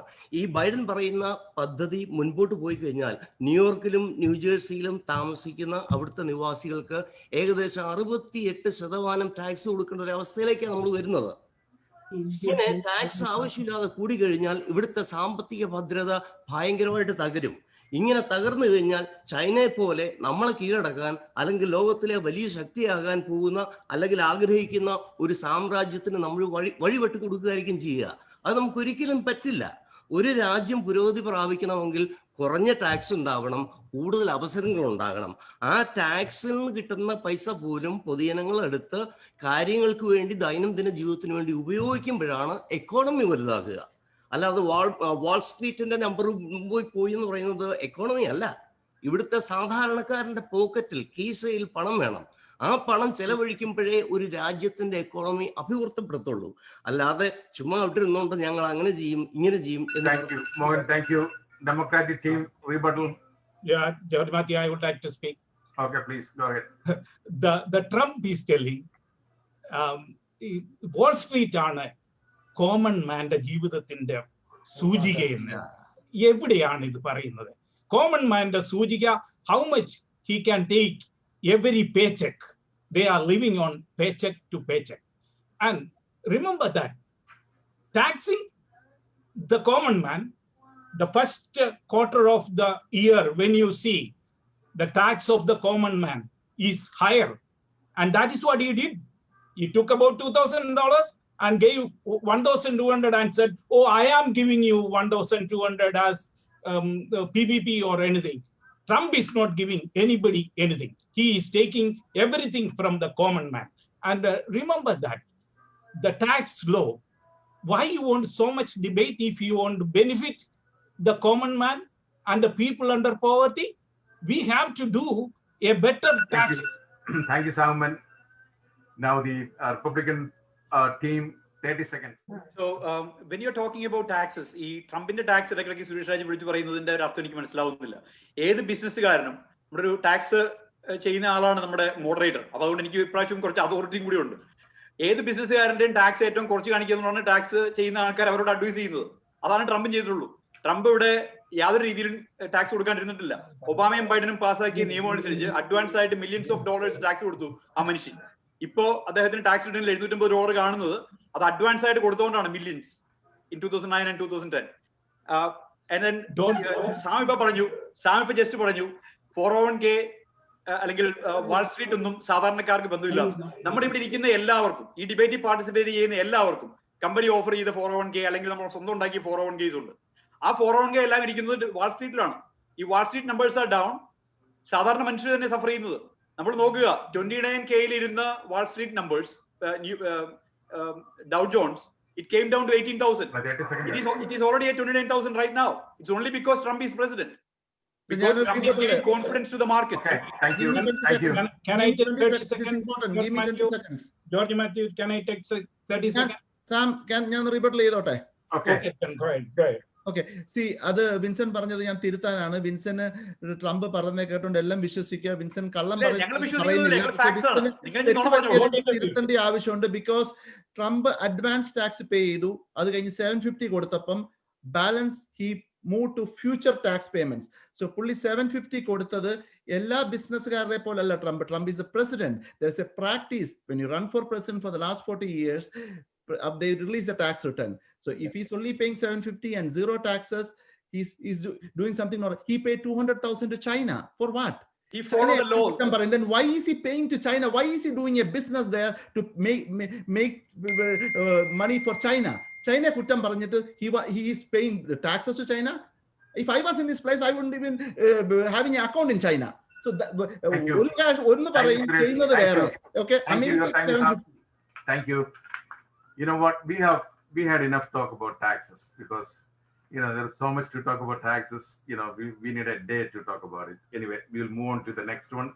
വളരെ ഇമ്പോർട്ടൻ്റ് ആയ ഒരു സബ്ജക്റ്റ് ആണ് ക്ലൈമറ്റ് ചേഞ്ച്. ഇന്ന് ഈ ഭൂഖണ്ഡം മുഴുവനും, ഈ വേൾഡിൽ ഏറ്റവും കൂടുതലും നമ്മളെല്ലാം ബോധർ ചെയ്യുന്ന ഒരു സംഗതിയാണ് ക്ലൈമറ്റ് ചേഞ്ച്. ഒരു 30 years ഒക്കെ കഴിഞ്ഞാൽ എന്ത് സംഭവിക്കും എന്ന് സയന്റിസ്റ്റ് എല്ലാം വളരെ ആവലാതിയോടെ നോക്കിക്കൊണ്ടിരിക്കുകയാണ്. പൊള്യൂഷൻ, മറ്റു കാര്യങ്ങളെല്ലാം. അപ്പോൾ ഇനി കാലാവസ്ഥയിൽ വന്നുകൊണ്ടിരിക്കുന്ന മാറ്റങ്ങൾ മനുഷ്യനിർമ്മിതം ആണെന്നാണോ നിങ്ങളുടെ സ്ഥാനാർത്ഥി ചിന്തിക്കുന്നത്? Your thoughts. ആദ്യം റിപ്പബ്ലിക്കൻ പാർട്ടി ടീം കൈവക്കുക പ്ലീസ്. വിൻസെന്റ് പാലത്തിൽ.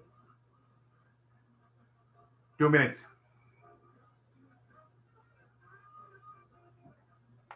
Okay, definitely everybody agrees climate is changing. There is no doubt about it.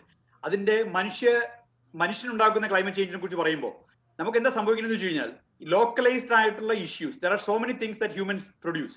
നമുക്കറിയാം, നാട്ടിൽ ഫ്ലഡ് ഉണ്ടായപ്പോൾ നമുക്കറിയാം മരങ്ങൾ വെട്ടിക്കളഞ്ഞാൽ മണ്ണൊലിപ്പുണ്ടാവും. മണ്ണൊലിപ്പുണ്ടായാൽ നദികളിൽ വെള്ളം വന്നു നിറയും. ഫ്ലഡ് ഉണ്ടാവും. ഫ്ലഡ് ഉണ്ടായി കഴിഞ്ഞാൽ നാശനഷ്ടങ്ങൾ ഉണ്ടാവും.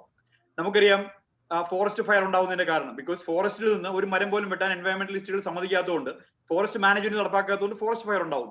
മഡ് സ്ലൈഡ്സ് ഉണ്ടാവുന്നു. ഇതെല്ലാം ലോക്കലൈസ്ഡ് ആയിട്ടുള്ള ഇഷ്യൂസ് ആണ്. Pollution another thing, because locally plant അല്ലാതെ ചൈനയും ഇന്ത്യയും ചെയ്യുന്നത് പോലെ വെഹിക്കിൾസ് ഒത്തിരി ഉണ്ടായി കഴിയുമ്പോൾ പൊല്യൂഷൻ ഉണ്ടാവുന്നു. ഇതെല്ലാം ലോക്കലൈസ്ഡ് ഇഷ്യൂസ് ആണ്. ഇത് നമുക്ക് ഹാൻഡിൽ ചെയ്യാവുന്നതാണ്. പക്ഷെ നമ്മളത് ഒന്നിച്ച് ഹാൻഡിൽ ചെയ്യണം. ഡെമോക്രാറ്റും റിപ്പബ്ലിക്കനും ഇല്ലാതെ ഒന്നിച്ച് ഹാൻഡിൽ ചെയ്യണം. പക്ഷെ അതിന് പകരം എന്താണ് സംഭവിക്കുന്നത്? ഈ ഡെമോക്രാറ്റ് മെഷീനറി, ബുഷിന്റെ വാർ മെഷീനറി പോലെ തന്നെയുള്ള ഡെമോക്രാറ്റ് ഒരു ക്ലൈമറ്റ് മെഷീനറി ഉണ്ട്. They are making millions of dollars, like people like Al Gore, because they're saying global warming. Human being is taking global warming. We don't believe that. We believe all the climate issues have to be dealt with locally and where we have solutions. So if you look at Florida, 500 years from now, Florida will not be a part of America. Everybody knows that. Water is rising.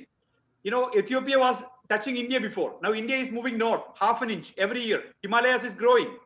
Waipin Island, 700 വർഷം മുമ്പാണ് Vypin island കൊടുങ്ങല്ലൂരിൽ നിന്ന് ഒഴുകി വന്ന് കൊച്ചിയിൽ വന്നു ചേർന്ന് Kochi port ഉണ്ടായത്. ഇതൊക്കെ നമുക്ക് അറിയാവുന്ന കാര്യങ്ങളാണ്. അപ്പൊ ക്ലൈമറ്റ് ചേഞ്ച് ചെയ്തുകൊണ്ടിരിക്കുവാണ്, എല്ലാവർക്കും അറിയാം. പക്ഷെ അതിന്റെ കാരണം നമ്മളാണോ എന്നുള്ളത് മാത്രമേ സംശയമുള്ളൂ. 1000 വേരിയബിൾസ് ഉള്ള ഒരു മോഡലിൽ നിന്നും കിട്ടുന്ന റിസൾട്ട് വെറും ഗാർബേജ് ആണെന്ന് സയന്റിസ്റ്റുകളെല്ലാം പറഞ്ഞിട്ടുണ്ട്. ഏത് ക്ലൈമറ്റ് മോഡലാണ് കൃത്യമായിട്ട് പ്രെഡിക്റ്റ് ചെയ്യാൻ പറ്റുന്നത് ക്ലൈമറ്റ് ചേഞ്ച് ഉണ്ടാവുന്നത് ഹ്യൂമൻ ആക്ടിവിറ്റി കൊണ്ടാണെന്ന്? ഒരു മോഡലും ഇല്ല. This is all garbage research. Who benefits from this? The Democrat establishment, the liberal progressive establishment, Al Gore kind of people, just like George Bush machinery benefited from the wars. So that is where we disagree. We have to deal with the climate change in a localized fashion, and we have to deal with it without any partisanship. It's like the traffic issue. We have to handle it. Thank you. One thing I can agree with Vincent is that yes, the climate change is really caused by the actions of man-made, but climate is global, so that we need a coordinated global effort. It's not enough emissions. If we are doing something, we need to make sure. That's why foreign policies, international relationships is important. So when you look at, yes, emissions, as you know, right now we have COVID, because a lot of people are not traveling as much. You've seen the difference that the air has caused. Now, in the world, this kind of emissions are caused by many industries. In many industries, the primary pollutants is the fossil fuel industry. So, reducing emissions, zero emissions, carbon emissions, is something that we as a country and internationally, it's not something we can contain state by state. The Republicans think every state you're responsible for your own thing, actions. No, we need to work together. In this case, climate is something, this is a globe. We are responsible to be, we are the guardian of this earth. We need to pass it to our generations, our youths, for the next generations. The young woman, Greta Thunberg, she started this movement for all of us to take charge. So countries have to come together. President Trump has withdrawn from the Paris Accord agreement. What is that? That agreement was for all of our countries to come together, have a plan to reduce emissions for each country. It's not enough that our country reduce emissions. Thank you. ഈ പ്രപഞ്ചത്തിന് അതിൻ്റെതായിട്ടുള്ള ഒരു സ്വഭാവമുണ്ട്, അതെപ്പോഴും ചലിച്ചുകൊണ്ടിരിക്കും. ചലനാത്മകതയുള്ള ഒരു സംഭവമാണ് പ്രപഞ്ചം എന്ന് പറയുന്നത്. അപ്പോൾ തന്നെ ഈ ചലനാത്മകതയുള്ള പ്രപഞ്ചത്തിലെ കാലാവസ്ഥ എല്ലാ കൊല്ലവും എല്ലാ കാലവും അതിൻ്റെതായിട്ടുള്ള അത്യന്താപേക്ഷിതമായിട്ടുള്ള മാറ്റങ്ങൾക്ക് വിധേയമാകാറുണ്ട്. അതിനകത്ത് എത്രത്തോളമാണ് ഹ്യൂമൻ മെയ്ഡ് എന്നുള്ളത്, അതാണ് നമ്മൾ ഫൈൻഡ് ഔട്ട് ചെയ്യേണ്ടത്. ഹലോ ആഫ്രിക്കയിലെ കാലാവസ്ഥയല്ല അന്റാർട്ടിക്കയിലെ, അതുപോലെ ഏഷ്യയിലെ ക്ലൈമറ്റ് അല്ല അമേരിക്കയിലെ. അപ്പം എന്താണ് അതാത് പ്രദേശത്തെ പ്രശ്നമെന്ന് കൃത്യമായിട്ട് മനസ്സിലാക്കി ആ പ്രശ്നങ്ങൾക്കാണ് പരിഹാരം ഉണ്ടാകേണ്ടത്.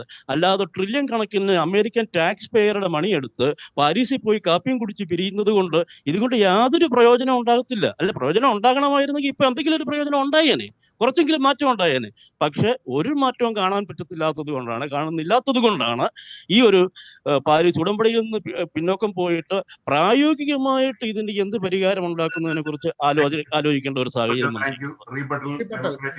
നമ്മുടെ ഗ്രൂപ്പിൽ ഒരു സയന്റിസ്റ്റ് ആയിട്ട് വർക്ക് ചെയ്ത സ്ഥിതിക്ക് I just want to say, scientist പറയുന്നതിന് proof is in the pudding. നമ്മുടെ ഈ കോവിഡ് സമയത്ത് വേൾഡ് മൊത്തം ട്രാവൽ കുറച്ചപ്പം നമ്മുടെ ഓസോൺ ലെയറിലെ ഹോൾ പാച്ചപ്പ് ആയി, because the pollution was going out less. So ഇതൊരു ഗ്ലോബൽ ഇഷ്യൂ ആണ്. അതിന് America is a global leader. America has to take the leadership, because scientist are saying ഒന്നും ചെയ്തില്ലേ 7 വർഷം കൊണ്ട് വേഴ്സ് ആവും. കോവിഡ് വന്നപ്പോൾ എങ്ങനെയാണ് ഗ്ലോബൽ എൻവയോൺമെന്റ് അറ്റ്മോസ്ഫിയറിലെ ഓസോൺ ലെയർ ക്ലോസ് ആയത്? Because there was less pollution. So നമ്മളെല്ലാം ഒരുമിച്ച് നിന്നേ പറ്റത്തുള്ളൂ. We cannot hide behind and say that അയ്യോ ഗോറിനെ ബെനിഫിറ്റ് ചെയ്യും, അവരെ ബെനിഫിറ്റ് ചെയ്യും. No, it's a global issue, it's a human existential threat. ഒരു പ്രോബ്ലം ഉണ്ട്, അത് സോൾവ് ചെയ്യണം. Thank you. ആഗോളതാപനവും കാലാവസ്ഥാ വ്യതിയാനവും ഒക്കെ ഇവിടെ എല്ലാവരും പറഞ്ഞ പോലെ ഒരു സത്യമാണ്, അത് സംഭവിക്കുന്നുമുണ്ട്. പക്ഷേ ഇതിനു വേണ്ടിയിട്ട് നമ്മൾ, അതായത് ഈ അമേരിക്കയുടെ ടാക്സ് പണത്തിൽ നിന്ന് വളരെയധികം പണമെടുത്ത് ഏതാണ്ടൊക്കെ ചെയ്തു കഴിഞ്ഞാൽ മറ്റുള്ള രാജ്യങ്ങൾ അതേ രീതിയെ ഫോളോ ചെയ്യും എന്നുള്ളതിന് യാതൊരു ഉറപ്പുമില്ല. നമ്മുടെ കാശ് നമ്മൾ ചിലവാക്കും, അതേസമയം ചൈന അല്ലെങ്കിൽ ഞാൻ മറ്റു രാജ്യങ്ങളെ പേരെടുത്ത് പറയുന്നില്ല, രാജ്യങ്ങളൊക്കെ അതിനേക്കാൾ കൂടുതൽ വഷളത്തരം കാണിച്ച് ഇതിനെ ഒരു രീതിയിൽ നന്നാക്കാൻ ശ്രമിക്കുന്നില്ല. അപ്പൊ നമ്മളെ നാട് നല്ല ആൾക്കാരാണെന്ന് പറഞ്ഞ് നമ്മുടെ കാശ് വെറുതെ കടലിൽ എറിയുന്ന പോലെ ചെലവഴിക്കുന്നതുകൊണ്ട് യാതൊരു കാര്യവുമില്ല. പിന്നെ നമുക്ക് ഇവിടുത്തെ രീതിയിൽ നിന്ന് ചെയ്യാവുന്ന ചില കാര്യങ്ങളുണ്ട്. അതിന് വളരെ വലിയൊരു ഉദാഹരണമാണ് പ്രസിഡന്റ് ട്രംപ് കാലിഫോർണിയയിലെ 10,000-കണക്കിന് ഏക്കർ വനഭൂമി സംരക്ഷിക്കുന്ന നിയമം ഉണ്ടാക്കി. അതിന്ന് പ്രാവർത്തികമാണ്. അതിനകത്തോട്ട് ആർക്കും കടന്നു കയറി ഒരു കുഴപ്പവും. Mohan, thank you. Let's move on to the next subject. That is the another important subject, immigration. America is known as the land of immigrants. നമുക്ക് എല്ലാവർക്കും അറിയാം, നമ്മളെല്ലാം ഇമിഗ്രൻസ് ആയിട്ട് ഇവിടെ വന്നു. നമ്മളുടെ എല്ലാ കോൺട്രിബ്യൂഷൻ കൊണ്ടാണ്, നമ്മൾ ഇതിന്റെ ഭാഗവാക്കാണ്. അതുകൊണ്ടാണ് ഈ രാജ്യം ഇത്ര മഹത്തായ ഒരു രാഷ്ട്രമാണ്. ഇനി 2 ചോദ്യങ്ങൾ നിങ്ങളോട് ചോദിക്കാം. Should America close legal immigration? 2, should be close our borders? Illegal ഇമിഗ്രൻസിന് വരുന്നതിന് അത് തടയുന്ന എന്ത് ചെയ്യും? ഇപ്പൊ കഴിഞ്ഞ ദിവസത്തെ ഒരു പ്രധാന ന്യൂസാണ് 500-ൽ പരം കുട്ടികൾ അവരുടെ പേരൻസിനെ അന്വേഷിച്ച് ബോർഡറിലുണ്ട്. അപ്പൊ ഇങ്ങനെയൊക്കെയുള്ള ഇഷ്യൂസ് നിങ്ങളുടെ കാൻഡിഡേറ്റ് എങ്ങനെയായിരിക്കും ഹാൻഡിൽ ചെയ്യുന്നത്? ആദ്യം റിപ്പബ്ലിക്കൻ. തീർച്ചയായിട്ടും ഇമിഗ്രേഷനെ നമുക്ക് നിർത്താൻ പാടില്ല. കാരണം അമേരിക്കയുടെ ചരിത്രം എടുത്ത് നോക്കിയാൽ ഇമിഗ്രൻസ് ഈ രാജ്യത്തിന് വേണ്ടി ചെയ്തിരിക്കുന്ന സംഭാവന വളരെ വലുതാണ്. തീർച്ചയായും അത് തുടരണം. പക്ഷേ അമേരിക്കയ്ക്ക് പ്രയോജനപ്പെടുന്ന രീതിയിലാവണം ആ ഇമിഗ്രേഷൻ എന്ന് പറയുന്ന സംഭവം നടക്കുക. അതല്ലാതെ ലോട്ടറി എടുത്തും അല്ലെങ്കിൽ ഒരു സഹോദരൻ പോയി സഹോദരിയെ കെട്ടിക്കൊണ്ടുവന്നും സഹോദരി പോയി സഹോദരനെ കെട്ടിക്കൊണ്ടുവന്നും ഇങ്ങനെ കുറച്ച് ഇമിഗ്രേഷൻ നടത്തുന്നത് തീർച്ചയായിട്ടും ഈ രാജ്യത്തിൻ്റെ ഭാവിക്ക് വിനാശകരമായ ഒരു കാര്യമാണ്. അതേ സ്ഥാനത്ത് തന്നെ ഇല്ലീഗൽ ഇമിഗ്രേഷൻ തീർച്ചയായിട്ടും നിരോധിച്ചേ പറ്റൂ. നമുക്കിവിടെ ബോർഡർ വേണം, നമുക്കിവിടെ വാൾ വേണം. ഈ രാജ്യത്തിൻ്റെ എല്ലാ രീതിയിലുള്ള സുരക്ഷയും നമുക്ക് വളരെ അത്യാവശ്യമാണ്. ഈ ഓപ്പൺ ബോർഡർ കൊടുക്കണം എന്ന് പറയുന്ന ഡെമോക്രാറ്റുകളോട് ഞാനൊന്ന് ചോദിച്ചോട്ടെ. നിങ്ങൾ വെളിയിലേക്ക് നോക്കുമ്പോൾ ഒരു ഇല്ലീഗലായിട്ട് നടന്നു പോകുന്ന ഒരു മനുഷ്യൻ അതുവഴി നടന്നു പോവുക, പട്ടിണിയായിരിക്കാം, പാവമായിരിക്കാം, കഷ്ടപ്പാടായിരിക്കാം, ഒക്കെ ഞാൻ സമ്മതിക്കുന്നു. പക്ഷെ നിങ്ങളുടെ ഡോറ് തുറന്ന് നിങ്ങളെ ആ മനുഷ്യനെ വീട്ടിൽ വിളിച്ച് ഓക്കെ ഇതെന്റെ വീടാണ്, നിങ്ങൾ ഇവിടെ താമസിച്ചു എന്ന് നിങ്ങൾ ആരെങ്കിലും പറയുമോ? ഒരിക്കലും പറയാൻ പറ്റില്ല. നമ്മളുടെ വീടിന്റെ കുടുംബത്തിന്റെ സുരക്ഷ നോക്കേണ്ടത് നമ്മുടെ കടമയാണ്, അമേരിക്കയുടെ കടമയാണ്. അമേരിക്കയുടെ സുരക്ഷിതത്വം എല്ലാ രീതിയിലും ഉറപ്പാക്കുക എന്നുള്ളത്. അതുകൊണ്ട് തീർച്ചയായിട്ടും ഇവിടെ ഒരു മതിൽ നിർമ്മിച്ചേ പറ്റൂ. തീർച്ചയായിട്ടും നിയമപരമായി പോലും ഇങ്ങോട്ട് കടന്നു വന്ന ആൾക്കാരെ നല്ല രീതിയിൽ വെറ്റ് ചെയ്ത് ഈ രാജ്യത്തിന് എന്തെങ്കിലും സംഭാവന നൽകാൻ കഴിവുള്ളവരെയാണ് കൊണ്ടുവരേണ്ടത്. അല്ലാതെ ഈ രാജ്യത്തിന് ഭാരമാകുന്ന, ഈ രാജ്യത്തെ സകല സിസ്റ്റത്തെയും അബ്യൂസ് ചെയ്യുന്ന കുറച്ച് ഇമിഗ്രൻസിനെ ഇവിടെ കൊണ്ടുവന്നിട്ട് ഈ രാജ്യം മുമ്പോട്ട് പോവില്ല. അതുകൊണ്ട് തീർച്ചയായിട്ടും ഇമിഗ്രേഷൻ നമുക്ക് വേണം. പക്ഷേ അത് വളരെ ശുദ്ധമായ രീതിയിലായിരിക്കണം. കഴിവുള്ള ആൾക്കാരെ കൊണ്ടുവരണം. നമുക്ക് ഇല്ലീഗൽ ഇമിഗ്രേഷൻ ഇവിടെ പാടില്ല. ബോർഡർ വാൾ വേണം. രാജ്യത്തിന്റെ സുരക്ഷിതത്വയ്ക്ക് പ്രാധാന്യം കൊടുക്കുന്ന ഏറ്റവും വലിയ ഡെമോക്രാറ്റിക് ടീം ആരാണ്? Yes, Mohan. Immigration must be legal. There is no illegal immigration. If there is an illegal immigration, INS and the government machinery should be able to find and do what is needed. And Republicans need not shout on that. Okay, let me come to my point. A nation of immigrants fighting for the immigration. What a situation is this now? Democrats believe immigration is not just a problem to be solved. It is the defining aspect of American character and our shared history. We are all immigrants, including Trump. If he behaves as if not an immigrant, then he should be taken out as a president. And here is the one. Democrats are fighting for every immigrant who feels threatened by Donald Trump. Donald Trump is threatening our immigrant community and asking white supremacists to attack us. Tomorrow we are brown skinned, we get attacked, so we have to be safe. And here is the one. Democrat in Congress and in states and cities across the country are already standing up against Trump. hatred, bigotry to defend their immigrant neighbors. We have to safeguard our immigrant neighbors. Thanks to President Obama, hundreds of thousands of dreamers, that is, I'm coming to Dhaka, who have spent their life in America, educated, and they have jobs, and they are contributing to the economy by paying tax. I know I have three of my friends, Dhaka. They are all paying more than $2,500 to $5,000 as tax, more than Trump paid. And here is, Democrats will continue to work comprehensive immigration reform that fixes our nation's broken immigration system. One more. Give me one more sentence. Building a wall cannot stop immigration. People come through air, ship, or whatever they want. Wall doesn't stop us. Thank you. Rebuttal, Republican team. Okay, Vincent Palathingal. American immigration history. I was following this very closely because we are all immigrants and we get a lot of questions living in Washington, D.C. What we are doing, what we are facing. ഞാൻ അന്ന് മനസ്സിലാക്കിയ ഒരു കാര്യമുണ്ട്. ഈ illegal ഇമിഗ്രേഷനെയും legal ഇമിഗ്രേഷനെയും കൂട്ടിക്കുഴയ്ക്കുന്നത് ഒരു democrat പോളിസിയാണ്. അത് definitely legal ഇമിഗ്രൻസിനെ help ചെയ്യാണ്ടിരിക്കാൻ വേണ്ടിയിട്ടുള്ള ഒരു പർപ്പസ്ഫുൾ ആയിട്ടുള്ള പോളിസിയാണ്. ബിക്കോസ് ലീഗൽ ഇമിഗ്രേഷൻ സോൾവ് ചെയ്യുന്ന പറഞ്ഞാൽ വളരെ ഈസി ആയിട്ടുള്ള ഒരു കാര്യമാണ്. നമുക്കറിയാം 300,000 ഇന്ത്യൻ അമേരിക്കൻസ് ഈ ലീഗൽ ഇമിഗ്രേഷൻ വിസയുടെ ലൈനിൽ നിൽപ്പുണ്ട്. അതിനെ വർഷങ്ങളായിട്ട് അതിനെ സ്റ്റോപ്പ് ചെയ്ത് നിർത്തിയത് ഡിക് ഡർബിൻ എന്ന് പറയുന്ന ഒരു സെനറ്ററാണ്, ഡെമോക്രാറ്റ് സെനറ്ററാണ്. അദ്ദേഹം കാരണമാണ് ഈ 300,000 ആൾക്കാർ ഇപ്പോഴും ഈ വിസയുടെ ലൈനിൽ നിൽക്കേണ്ടി വരുന്നത്, ഈ ഗ്രീൻ കാർഡ് ലൈനിൽ. അപ്പൊ ഇതിനെ കൂട്ടിക്കുഴച്ച് നിർത്തി കഴിഞ്ഞാൽ അവർക്ക് ഇത് എപ്പോഴും കൊളവാക്കി എപ്പോഴും കോംപ്രിഹെൻസീവ് ഇമിഗ്രേഷൻ എന്ന് പറഞ്ഞുകൊണ്ടിരിക്കാൻ പറ്റും. പക്ഷെ ഇത് സെപ്പറേറ്റ് ചെയ്ത് കഴിഞ്ഞാൽ ലീഗൽ ഇമിഗ്രേഷന്റെ കാര്യം വളരെ ഈസി ആയിട്ട് നമുക്ക് ഹാൻഡിൽ ചെയ്യാം. Because legal immigrants are not creating trouble. So നമ്മൾ ഓപ്പറേറ്റ് ചെയ്യുന്നത്, നമ്മുടെ പൊളിറ്റിക്സ് എപ്പോഴും നമ്മുടെ സെൽഫ് ഇൻട്രസ്റ്റിനെ ബേസ് ചെയ്തായിരിക്കണം. സോ ഇന്ത്യൻ അമേരിക്കൻസിനോട്, മലയാളി അമേരിക്കൻസിനോട് എനിക്കുള്ള request, Democratic team. Yeah, it looks like നമ്മൾ രണ്ട് സൈഡ് എഗ്രി ചെയ്യുന്നുണ്ട്. We should have legal immigration and we should stop illegal immigration. അത് എല്ലാവരും എഗ്രി ചെയ്യും. There is no doubt about it. Technically, if you look at it, during Obama's time, average 155,000 illegal immigrants തിരിച്ചു വിട്ടു. More than what Trump did. It was 90,000 per year that Trump did. Now, border wall, we have to have limited places. നമുക്ക് complete shut down ചെയ്യാൻ പറ്റത്തില്ല. Covid crisis വന്നപ്പോൾ Americans ആണ് Mexico പോയി toilet പേപ്പറും സാനിറ്റൈസറൊക്കെ മേടിച്ചത്. And we cannot shut the complete landmass because other animals move across borders, right? Birds immigrate during weather time. So certain areas, അത് വർഷങ്ങളായിട്ട് വോൾ ഉണ്ട്. അത് പുതിയതായിട്ട് ട്രംപ് കണ്ടുപിടിച്ചതൊന്നുമല്ല. വോൾ മൈൽസ് ആൻഡ് മൈൽസ് ഉണ്ടായിരുന്നു, where people are crossing. Then you have other technologies you can use to monitor that.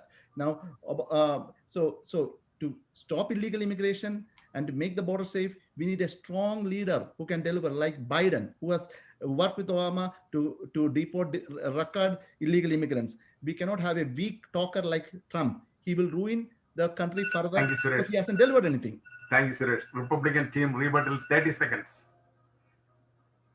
ആരാ സംസാരിക്കാതെയുള്ള? ജോജോ അല്ലേ സംസാരിക്കുന്നത്? മതില് കെട്ടുന്നിടത്ത് മതില് തന്നെ കെട്ടണം. മതില് കെട്ടുന്നിടത്ത് മഹത്വം പറഞ്ഞിട്ട് ടെക്നോളജി പറഞ്ഞിട്ട് ഒരു കാര്യമില്ല. മതില് കെട്ടുന്നിടത്ത് മതില് കെട്ടി അതിനെ വേർതിരിക്കണം. അതുപോലെ തന്നെ ഒബാമയുടെ കാലത്തും ബൈഡന്റെ കാലത്തും 155,000 ഇല്ലീഗൽ ഇമിഗ്രൻസിനെ വിട്ടെന്ന് പറയുന്നു. പക്ഷെ അതിന്റെ എത്രയോ മൾട്ടിപ്പിൾ ടൈംസ് ആണ് ഇങ്ങോട്ട് വന്നവര്. അവരെ എന്തുകൊണ്ട് പ്രിവെന്റ് ചെയ്തില്ല?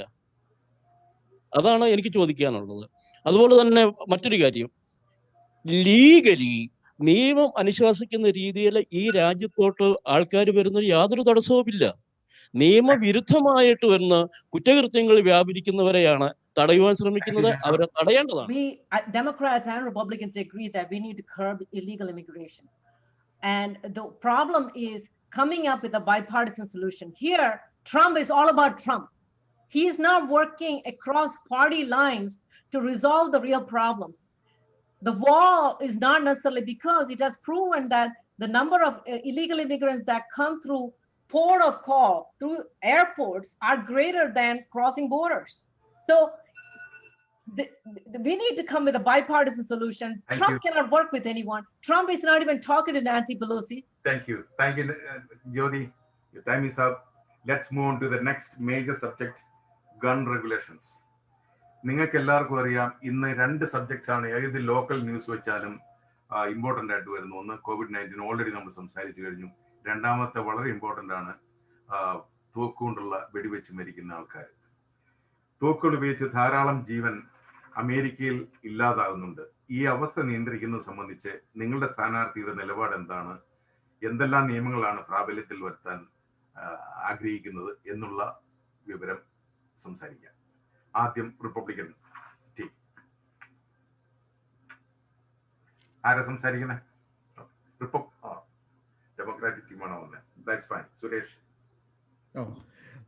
ഗണ്ണിനെ പറ്റി നമ്മൾ സംസാരിക്കുമ്പോൾ the Second Amendment lets people have gun, but that doesn't mean that we should have war-nolla weapons, automatic weapons. In Florida and some states, at the age of 18, you cannot even go to a bar, you cannot go to casino, you cannot even buy a beer. But they can, 18-19 വയസ്സുള്ള kids can buy semi-automatic weapons and shoot. Why do we let people kill each other? So many mass shootings are happening. I mean, responsible ആയിട്ട് gun on ചെയ്തതിന് കുഴപ്പമില്ല. If you are saying Second Amendment let you bear arms, എന്നാൽ എല്ലാവരെയും വീട്ടിൽ 15 missile വെച്ച് വെക്കാം, rocket launchers വെച്ച് വെക്കാം, because that is also right to bear arms. So we have limit. So and Republicans, because of NRA support, business വേണ്ടി മാത്രമാണ് അത് ചെയ്യുന്നത്. Now coming to the crime, 90s when Clinton was there, they came up with 10 years for a decade semi-automatic ban kondonu. Biden supported the act, and during that 10 years the crime went down. Is weapons ban cheyda samayathu. Now we are talking about crimes. Let us look at the crime in Trump administration. During Obama Biden administration, there was 0 criminal indictments in the administration. 0. ട്രംപിന്റെ സമയത്ത് 4 വർഷം കൊണ്ട് record in American history, 215 members of the administration were charged for, and they are under criminal indictments. That is a record crime. Next thing, besides mass shooting, this is the first time an impeached president is running for election for whatever crime he has committed. And there was a first time in American history, bipartisan group voted in the Senate, both Democrats and a Republican voted to remove him from the office. Now, what Trump is supporting is creating more violence. The way he is encouraging white supremacists. There was a group that was going to kidnap and kill Michigan governor. What did the president say? American president, did he oppose anything? What is the statement? Police actions are creating more criminals. He's not doing. He's provoking everyone. Thank you, Suresh. Thank you, sir. Republican team, 2 minutes. Vincent Palathingal. Okay, Suresh continues to. I have to call it out. Suresh is a good friend of mine, but he has happened to have this problem of talking a lot of lies in the debate. And I have seen this in the past also. The crime in America is down. It's a fact. It's not going up. And Suresh said any child can go and buy automatic weapons in Florida. True, not true. Anywhere in the country, you cannot even buy semi-automatic weapons. You had to learn a little bit. I'm an NRA member, a proud NRA member. And with that knowledge, I'm telling, nowhere in this country, you cannot go buy automatic weapons. That's false. You cannot have bombers and you cannot have stuff like that. That's ridiculous. And no NRA member has ever convicted for having these gun violences. So responsible gun ownership is what makes citizens respectable. When a policeman stops your car in India, he comes with arrogance. He comes with that attitude because he has weapons, we don't. In America, everybody treats you with respect because of Second Amendment. You have to learn this. You have to learn the need for it. America is a huge country. If you drive inside, if you just get out of Beltway, you go inside, you will see that how far homes are separated. We need to have guns to protect ourselves. A lot of women, single women, they vouch for guns because that's the only protection they have. They call 911, it's going to take hours for them to have police to come. So these are all facts. And I'm not making it up. No state in the country can have automatic weapons. That's a false. Nobody can have AK-47s. That's false. You're just making it up. Don't make up numbers. Don't make up lies. Just like other Democrats do. You're at least a Malayali. Thank you. Let me take 10 seconds and give the rest to Jyoti. What Vincent is saying is fake. In Florida, 18 വയസ്സിൽ മേലുള്ളവർക്ക് gun മേടിക്കായിരുന്നു. അങ്ങനെ ഒരു shooting നടന്ന് me and Vincent offline discussed they were trying to change the law, but they couldn't pass it. 18 years and above can buy guns in several states. Jyoti, go ahead. Yes. I'm not an expert on this, but you have seen that there are mass shootings, so many mass shootings in this country more than anybody. Other countries are able to manage these mass shootings. There needs to be Democrats are not trying to get rid of the Second Amendment right, but we need sensible gun control laws. Okay, when you're talking about the AR-15 is another issue. Most of these mass shootings were done by the AR-15. So ordinary citizens do not need these high ammunition weapons to protect themselves. We need to also make sure that mentally ill do not have access to it. Many of these mass shooters are mentally ill. So we need to have a bipartisan laws that we can work across to protect our people from unnecessary gun violence. You know why? The Republicans are in bed with NRA. That's why in this country, we can never have any kind of gun control laws passed. When Obama tried hard, but they continuously fight against it. Thank you. Thank you, Republican team. 1 minute. Okay. എൻ്റെ സുഹൃത്ത് സുരേഷ് വളരെ അടുത്ത സുഹൃത്താണ്. അദ്ദേഹത്തോടുള്ള എല്ലാ സ്നേഹത്തോടും ബഹുമാനത്തോടും കൂടെ ഞാനൊരു കാര്യം പറയട്ടെ സുരേഷ്. അരി എത്രയെന്ന് ചോദിക്കുമ്പം പയർ അഞ്ഞാഴി എന്ന് പറയുന്ന രീതി ഇത് തികച്ചും ഡെമോക്രാറ്റിന്റെ ഒരു രീതിയാണ്. ദയവായിട്ട് അത് ഉൾക്കൊള്ളാതിരിക്കുക. നമ്മളിവിടെ സംസാരിക്കാൻ ആവശ്യപ്പെട്ടത് അല്ലെങ്കിൽ സുരേഷ് സംസാരിക്കേണ്ടിയിരുന്നത് ഗൺ കൺട്രോളിനെ കുറിച്ചാണ്. സുരേഷ് പറഞ്ഞു എവിടെയോ പോയി. തുടങ്ങിയത് എവിടെ, ചെന്നെത്തിയത് എവിടെ? ട്രംപിനെ കുറിച്ച് പറയുന്നു, ഒബാമയെ കുറിച്ച് പറയുന്നു, ക്ലിന്റനെ കുറിച്ച് പറയുന്നു, കുറെ നമ്പർ പറയുന്നു. ചുമ്മാ കുറെ നമ്പർ ഒന്നും വിളിച്ച് പറഞ്ഞിട്ട് കാര്യം ശരിയല്ലാതാവത്തില്ല, അല്ലെങ്കിൽ ശരി തെറ്റാവത്തില്ല, തെറ്റ് ശരിയാവത്തില്ല. ഒരേ ഒരു കാര്യം മാത്രമേ എൻ്റെ സുഹൃത്തിനോട് എനിക്ക് പറയാനുള്ളൂ. Guns do not kill, men do kill. That's very important, okay? Always remember that. തോക്കായിട്ട് ആരെയും ഇന്നുവരെ കൊന്നിട്ടില്ല, കൊല്ലുകയില്ല. കൊല്ലുന്നത് ആരാ? മനുഷ്യരാ. ഇവിടുത്തെ ഈ തോക്ക് പ്രയോഗിച്ചുകൊണ്ടുള്ള കൊലപാതകങ്ങളും അല്ലെങ്കിൽ അതിക്രമങ്ങളും നോക്കിക്കഴിഞ്ഞാൽ 99% നടക്കുന്നതും അതെപ്പോഴും ഓർത്തിരിക്കണം. Democratic team 30 seconds. Can I go? ഇവിടെ we are not talking about അരിയും പയറും. We are talking about America and the reality of gun violence and deaths. And where are we? Democrats are always ready for a bipartisan gun control law. The Republicans don't do it because they are the beneficiaries of NRA. I am surprised to see Vincent is an NRA member and he is proud of it. വാൾ എടുക്കുന്നവൻ വാളാൽ മരിക്കും. അരിയും പയറും അതിൽ പോലെയല്ല. വാൾ എടുക്കുന്നവൻ വാളാൽ മരിക്കും. Remember these words. Okay. I am a Christian. Thank you. Thank you so much. 30 seconds, Republican team.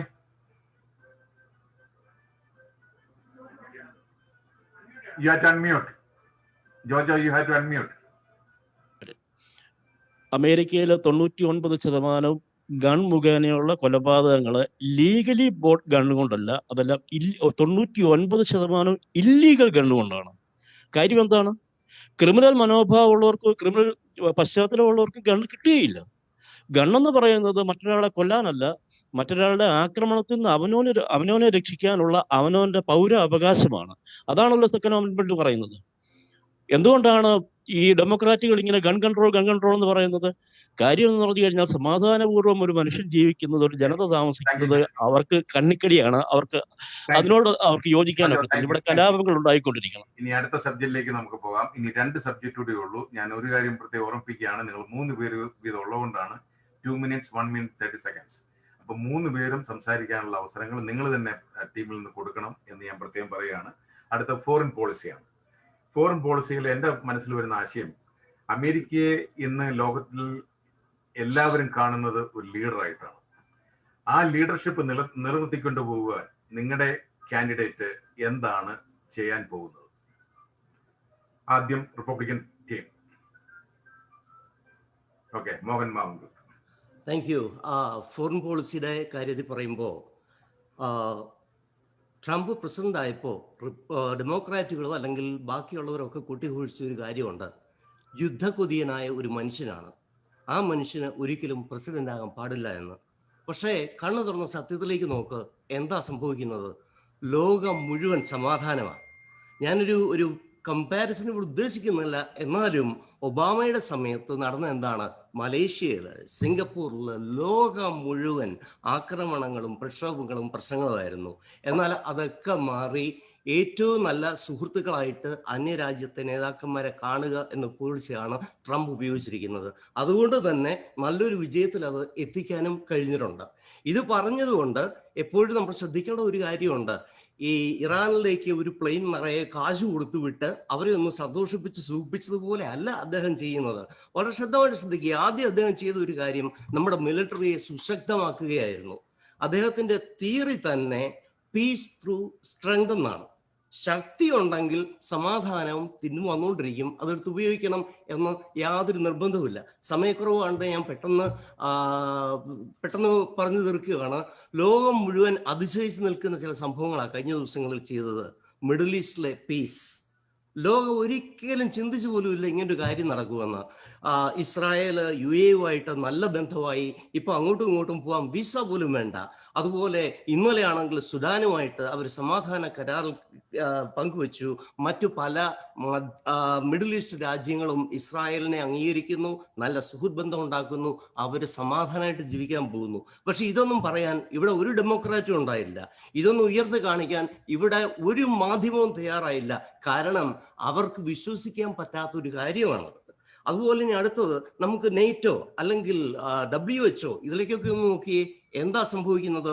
ഇത്ര വർഷങ്ങളോളം അമേരിക്കയെ ചൂഷണം ചെയ്ത ചില പ്രസ്ഥാനങ്ങളാണ് ഇതൊക്കെ. നമ്മുടെ പ്രസിഡന്റ് ട്രംപ് പറഞ്ഞു, പറ്റത്തില്ല, ഈ പരിപാടി നിർത്തണം, ഞങ്ങളുടെ പണം മുഴുവൻ നിങ്ങൾക്ക് വേണം, പക്ഷേ ഞങ്ങൾക്ക് ഇത് വേണ്ട അംഗീകാരങ്ങൾ നിങ്ങൾ തരുന്നില്ല. അതുകൊണ്ട് ഓരോ രാജ്യവും we are going to have a president in Biden who was there for so many years, and he played a leading role in the administration of foreign policy, Afghanistan, Iraq, Ukraine, and all conflict areas. As a US Senator from Delaware, he did a great job as in the Foreign Relations Committee, and he was there as Vice President to Obama, and he played a major role in that. Then the Republican asked, what did he do? Biden was a contributor for the peace of the world. He was a contributor, but he was not the president. But the Senate and the Congress are the one which lead our foreign policy, and he was the major contributor to that. Now, when Trump goes the way he wants, looking at profit making on his business, what happened to our enemies have become friends? Europe has gone bad. All the European countries are looking with amazement, what is this guy doing? That's not the foreign policy of America. American foreign policy should be peace all over the world, all over the world. But enemies must be treated with importance. And here, how can you put hand around Jong-un? And the important thing what we have to see here is that democracy is getting attacked all over, including India and America. Democracy is in the winning. And that who contributes? Putin contributes. Putin is controlling. Thank you. Trump in the foreign policy, so basically, his policies are peace through strength. Everybody pay their dues. There is no more freebies. And China should be contained at any cost. Islamic fundamentalists should be destroyed. India is a strong ally, not just an ally. India is a strategic partner. India, Australia, Japan, and US coming together as a quad, just like NATO, to contain China. And no foreign wars, as you noticed, for the last 4 years. Samadhanam, Logam Muzhuvan Samadhanam, Trump in the 4 varsham. And surgical strikes to take out serious enemies without having engaging big wars. So he's doing everything that we were expecting an American president to do. American president is not making the Republican war establishment to benefit. He stopped them. That is why John Bolton is out. He is the person who represents our values when it comes to foreign policy. We want America to be strong, but we don't want America to go and kill others unnecessarily. Democratic team, rebuttal, please. Arana. See, America is a leader in the world, and we should take the leadership so there is world peace and America's interests are protected. What this current president is doing is hugging all the dictators in the world, North Korean dictator, Putin. And when Putin had put bounty on Afghanistan, our troops in Afghanistan, he didn't even say one word. He basically backstabs our allies and makes our alliance weaker. പിന്നെ നമ്മുടെ opponent സൈഡിന് എപ്പോഴും പറയുന്നുണ്ട് നമ്മുടെ side കള്ളം പറയാണ്. See, we are giving the data. കള്ളം പറയുന്നത് we know who it is doing it. Trump. He has the most turnover in his administration. None of his staff who left is saying anything good about him. എല്ലാവരും പറയുന്നത് he's a dumb, he's a fool, he's lying, he's not capable എന്നാ പറയുന്നത്. All these capable people who joined this administration because he hires the best people. പുള്ളിയാ പറയുന്നത് ഞാൻ ബെസ്റ്റിനെ higher ചെയ്യുന്നത്. The best people when they leave saying that this guy is not capable, he will ruin the country, and they are against him now because those people who joined this administration joined for the love of the country. Shri സാമുമ്മൻ പറഞ്ഞതിനോട് ഞാൻ പൂർണ്ണമായിട്ട് യോജിക്കുകയാണ്. Biden he's A contributor. He was contributing billions of dollars to Pakistan. Meanwhile, they caught Osama bin Laden from there and killed. അപ്പം ആർക്കാണ് ഇവർ contribute ചെയ്തുകൊണ്ടിരുന്നത്? പാകിസ്ഥാനെ പോലെയുള്ള ഭീകര രാജ്യങ്ങളെ അവരുടെ ഭീകരവാദത്തിനെതിരെ പോരാടുവാൻ വേണ്ടിയാണെന്ന് പറഞ്ഞ് അമേരിക്കൻ ടാക്സ് പേയറുടെ പൈസ അവിടെ കൊണ്ട് കോൺട്രിബ്യൂട്ട് ചെയ്തു. അതൊരു സത്യമാണ്. ട്രംപിനെ പോലെ അല്ലാതെ വേറെ ഏതൊരു അമേരിക്കൻ പ്രസിഡന്റ് കിങ് ജോങ്ങിനെ പോലെ ഇത്രയും വലിയ ഇത്രയും ലോകം മുഴുവനും പേടിയോടെ ഭീതിയോടെ കാണുന്ന ഉത്തര കൊറിയൻ ഭരണാധികാരിയെ ഒരു മേശയ്ക്കിപ്പുറത്ത് കൊണ്ടുവന്നിരുന്ന് സംസാരിക്കാൻ പറ്റി? Thank you Jojo. Rebuttal 30 seconds. Democratic team. സംസാരിക്കാത്ത ജ്യോതി. Foreign policy, one of the most important trait of foreign policy is diplomacy. We need to be able to work with our allies. Trump will work with the dictators. They know how to play him. So what they do? If Kim Jong know how to play him too, so boost him up a little bit, he will just be friends with them. You know why? International see, Trump has conflict of interest. He has business, China, Russia, all over the world. He is having international business while he is a president. That is a conflict of interest. Thank you. You have diplomatic. Thank you. Thank you so much. Thank you. Let's move on to the last topic for discussion this evening. That is education. ഏത് രാജ്യത്തിന്റെയും ഭദ്രത എഡ്യൂക്കേഷനിൽ ഉറച്ചു നിൽക്കുന്നതാണ്. കാരണം നമുക്കറിയാം education ഇല്ലെങ്കിൽ നമുക്കൊരു നല്ല ജോലി കിട്ടാനുള്ള ബുദ്ധിമുട്ടുകൾ ഉണ്ട്. ആ എഡ്യൂക്കേഷനിലൂടെയാണ് നമ്മുടെ എല്ലാം ജീവിത നിലവാരത്തിന് തന്നെ ഒരു ബേസിസ്. അപ്പൊ അതുകൊണ്ട് ഏത് രീതിയിലാണ് ഈ രാജ്യം മുന്നോട്ട് പോകേണ്ടത്, നിങ്ങളുടെ കാൻഡിഡേറ്റ് ഏത് രീതിയിലായിരിക്കും പുതിയൊരു സംവരണം കൊണ്ടുവരുന്നത് എന്നുള്ള വിഷയത്തെ കുറിച്ച് നമുക്ക് ചിന്തിക്കാം. ഫോർ എക്സാമ്പിൾ, നമ്മുടെ കമ്മ്യൂണിറ്റി കോളേജ് അത് ഫ്രീ ആക്കി എല്ലാവർക്കും ഫ്രീ ആയി അഡ്മിഷൻ കൊടുത്ത് മുന്നോട്ട് പോയാൽ കോളേജ് എഡ്യൂക്കേഷൻ രണ്ട് വർഷത്തെ എഡ്യൂക്കേഷനുകൾ നമ്മുടെ കുട്ടികൾക്ക് കിട്ടത്തില്ലേ? അപ്പൊ ഇങ്ങനെയുള്ള കാര്യങ്ങളെ കുറിച്ച് നമുക്ക് ഒന്ന് ചിന്തിക്കാം. ആദ്യം സംസാരിക്കുന്നത് റിപ്പബ്ലിക്കൻ ടീം ആരാണ്? മോഹൻ മാവുങ്കൽ. നന്ദി. അങ്ങ് പറഞ്ഞ ഒരു കാര്യം വളരെ പ്രധാനപ്പെട്ടതാണ്. രാജ്യത്തിന് വിദ്യാഭ്യാസം വളരെ ആവശ്യമാണെന്ന്. ഒരു കുടുംബത്തിന് വിദ്യാഭ്യാസം എത്രമാത്രം വളരെ അത്യാവശ്യമാണോ അതുപോലെ തന്നെ ഒരു രാജ്യത്തിനും. ഇന്ന് നമ്മൾ അല്ലെങ്കിൽ കഴിഞ്ഞ കുറച്ച് വർഷങ്ങൾക്ക് മുമ്പ് അമേരിക്കയുടെ ഒരു സ്ഥിതി എടുത്തു കഴിഞ്ഞാൽ ലോകവുമായിട്ട് നമുക്ക് നോക്കാൻ പറ്റാത്ത, താരതമ്യപ്പെടുത്താൻ പറ്റാത്ത വളരെ മോശമായ രീതിയിലുള്ള ഒരു വിദ്യാഭ്യാസ സമ്പ്രദായമാണ് പ്രത്യേകിച്ച് എലിമെൻ്ററി ഹൈസ്കൂൾ വിഭാഗങ്ങളിൽ നടന്നുകൊണ്ടിരിക്കുന്നത്. വിദ്യാഭ്യാസം ഈ രാജ്യത്തെ പുരോഗതിക്ക് അമൂല്യമായ ഒരു നിധിയാണെന്ന് മനസ്സിലാക്കിയത് കൊണ്ട് തന്നെയാണ് പ്രസിഡന്റ് ട്രംപ് ശക്തമായ ഒരു പോളിസിയുമായിട്ട് മുന്നോട്ട് വന്നു. അദ്ദേഹത്തിന്റെ പോളിസിയുടെ പേരാണ് കിഡ്സ് ഫസ്റ്റ്. അവരാണ് നാളെ ഈ രാജ്യം ഭരിക്കേണ്ടത്. അവരെ വേണ്ട രീതിയിൽ വിദ്യാഭ്യാസ സമ്പന്നരാക്കാനായിട്ട് അദ്ദേഹം ചെയ്യാൻ പറ്റുന്നത് എല്ലാം ചെയ്തു. ആദ്യമായിട്ട് അദ്ദേഹം ചെയ്ത ഒരു കാര്യമാണ് സ്കൂൾ ചോയ്സ് എന്ന് പറയുന്ന ഒരു സംഭവം. അതൊരു പക്ഷേ അമേരിക്കയിൽ ഇതംപ്രദമായിട്ട് ചെയ്യപ്പെടുന്ന ഒരു കാര്യമായിരിക്കാം. മാതാപിതാക്കൾക്ക് അവരുടെ കുട്ടികളെ അയക്കാൻ ഇഷ്ടപ്പെടുന്ന സ്കൂളുകൾ തിരഞ്ഞെടുക്കുവാനുള്ള സ്വാതന്ത്ര്യം കൊടുക്കുകയാണ് ചെയ്തത്. സമയക്കുറവായിട്ട് ഞാൻ പെട്ടെന്ന് പറയുകയാണ്. അതിലുപരിയായിട്ട് പ്രൈവറ്റ് സ്കൂൾ വൗച്ചേഴ്സ് എനിക്ക് തോന്നുന്നു 2 സംസ്ഥാനങ്ങളിലും മറ്റോ നേരത്തെ പരീക്ഷിക്കുകയോ ചെയ്യാൻ ശ്രമിക്കുകയോ ഒക്കെ ചെയ്ത കാര്യമാണ്. അതിനെ ശക്തമായിട്ട് പ്രൊമോട്ട് ചെയ്യുന്ന ഒരു ഭരണാധികാരിയാണ് ട്രംപ്. ഇന്ന് 32 പരം സംസ്ഥാനങ്ങളിൽ പ്രൈവറ്റ് സ്കൂൾ വൗച്ചറുകൾ പ്രാബല്യത്തിലുണ്ട്. അത് ഉപയോഗിക്കാം. നിങ്ങളുടെ കുട്ടികളെ നിങ്ങൾക്ക് ഇഷ്ടപ്പെടുന്ന നിലവാരം പുലർത്തുന്ന നല്ല സ്കൂളുകളിൽ വിട്ട് പഠിപ്പിക്കാനുള്ള സ്വാതന്ത്ര്യമാണ് അദ്ദേഹം നിങ്ങൾക്ക് തന്നത്. ഇനി അടുത്തതായിട്ട് നോക്കിക്കഴിഞ്ഞാൽ ഈ കഴിഞ്ഞ ദിവസമൊക്കെ ഉണ്ടായിരുന്ന വലിയൊരു വാർത്തയാണ്. മറ്റു പല, ഞാൻ പേരെടുത്ത് പറയുന്നില്ല, പല പ്രസിഡന്റുമാരും ഉണ്ടായിരുന്നപ്പോഴും ബ്ലാക്ക് കോളേജുകൾക്ക് വേണ്ട ധനസഹായങ്ങൾ വെട്ടിക്കുറയ്ക്കുക അല്ലെങ്കിൽ നിർത്തുകയാണ് ചെയ്തത്. അതുകൊണ്ട് ബ്ലാക്ക് കോളേജിന്റെ അധികാരത്തിലിരിക്കുന്ന ആൾക്കാരൊക്കെ ട്രംപിനെ ചെന്ന് കണ്ടിട്ട് പറഞ്ഞു, ഞങ്ങൾ ഇതെല്ലാം അടച്ചു പൂട്ടാൻ പോവുകയാണ്, കാരണം ഇവിടെ ഈ ഒരു പ്രസ്ഥാനം മുമ്പോട്ട് കൊണ്ടുപോകാൻ ഞങ്ങളുടെ പണമില്ല. Thank you, Mohan. Thank you so much. Democratic team. Thank you. Here is George Matthew. Education determines the future of our generation. Biden, a well-educated man, can determine the future of American education, not Trump, who bought his SAT exam. And here is it. Biden has an education plan. Educators, students, and our future. Support our educators by giving them pay and dignity they deserve.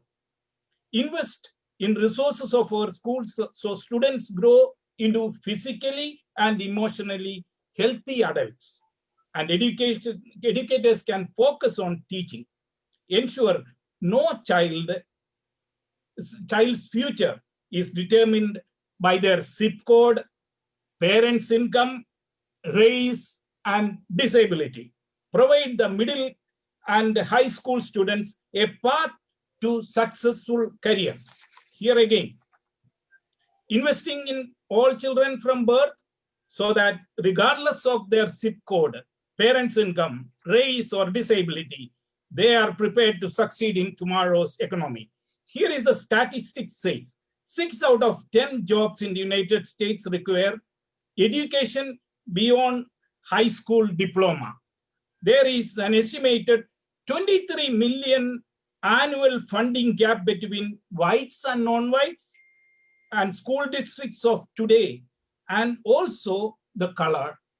So Biden is going to fund this gap to raise the educational standard of all the people, irrespective of the color. Now, American education is not Trump University, where fake degrees are conferred, invite lawsuits from students, and settle them paying millions of dollars. So, very important. According to the Constitution, according to the 10th Amendment, education is not a federal mandate. It's not a federal right, and we respect that. So the states and the local jurisdictions should decide what is the best educational policy that they want. But at the same time, from the framework of federal government, whatever is possible, we do that. Just like what Mohan was saying, school choice and vouchers for eligible families. And we as a community is facing a big problem. Asian Americans are facing big problems in New York, LA, San Francisco, Washington, DC. I am heavily involved in a struggle right now. 70% Asians in the best public school in the country, Thomas Jefferson School, they are removing the merit-based test because they wanted to control Asian numbers. So Democrats are coming after us when it comes to education because our kids are performing well. They want to equalize, they want to socialize, they want to bring things down. So this is the most important thing that the voters should remember when they go to the polling booth. Thank you, Vincent. Rebuttal. Let me ask, I want every American to think the scenario. നിങ്ങൾ നിങ്ങളുടെ പിള്ളേരെ സ്കൂളിൽ വിടുന്നു. One school has Trump and Melania as the teacher. Other school has Joe Biden and Jill Biden as a teacher. നിങ്ങൾ ഏത് സ്കൂളിലാണ് പിള്ളേരെ വിടുന്നത്? Just think about it. So then you decide who will be the best one for education and who will vote. Now, regarding education, we are doing this debate to educate Malayalis so we can increase the voter turnout. I don't think any Malayali is going to change the vote, but I hope that due to this discussion, at least 90% of the Malayalis will vote for the election. Now, coming to the education, Biden has promised 4-year degree to be free for parents with income less than 125,000. Community college will be free, and he will create high-paying jobs in renewable energy sector. If America has a better education system, we'll have a better future. Thank you. Okay, thank you. Republican team, മോഡറേറ്ററുടെ ചോദ്യം എന്താണെന്ന് ഇതുവരെയായിട്ട് democratic ഭാഗത്തുള്ള ആൾക്കാർക്ക് മനസ്സിലായില്ലെന്ന് തോന്നുന്നു. നിങ്ങളുടെ സ്ഥാനാർത്ഥി എഡ്യൂക്കേഷന് വേണ്ടി എന്ത് ചെയ്യുമെന്നുള്ളതാണ് ചോദിച്ചത്. എന്തോ ചെയ്യുമെന്ന് പറഞ്ഞിട്ടുണ്ട്, പക്ഷെ എങ്ങനെ ചെയ്യുമെന്ന് പറഞ്ഞിട്ടില്ല. കാര്യം എന്ന് വെച്ച് കഴിഞ്ഞാൽ ട്രംപിന്റെ ബജറ്റിൽ പ്രത്യേകം പറഞ്ഞിട്ടുണ്ട് $5.6 ബില്യൺ എഡ്യൂക്കേഷന് വേണ്ടിയുള്ള ഫെഡറൽ ഫണ്ടിങ്. മീൻവൈൽ അത് കാര്യങ്ങൾ ചെയ്യേണ്ടത് ലോക്കൽ ബോഡികളാണ്, സ്റ്റേറ്റ് ഗവൺമെന്റ് ആണ്. That is the 10th amendment Vinson സൂചിപ്പിച്ചതുപോലെ. അപ്പൊ പിന്നെ ഈ എന്ത് ചെയ്യുമെന്നാണ് പറയുന്നത്? കാര്യം വെച്ചാൽ 4-year ഡിഗ്രി ഫ്രീ ആയിട്ട് പഠിപ്പിക്കുമെന്നോ? സ്വപ്നലോകത്ത് ജീവിക്കുന്ന ബാലഭാസ്കർ എന്ന് പറഞ്ഞ പോലാണല്ലോ ബൈഡന്റെ പോളിസികളും ബൈഡനെ അനുകൂലിക്കുന്ന ആൾക്കാരുടെ ഈ ചിന്താഗതികളും ഞാൻ അങ്ങ് ചിന്തിച്ചു പോവുകയാണ്. Democratic team, 30 seconds rebuttal, please. George Matthew, yes. Question മനസ്സിലാകാതെ ഇപ്പം ജോർജ് കോട്ടക്കിൽ പറഞ്ഞത്, okay, Biden says we have to have enough support for the students, and especially those families who are earning less than $120,000.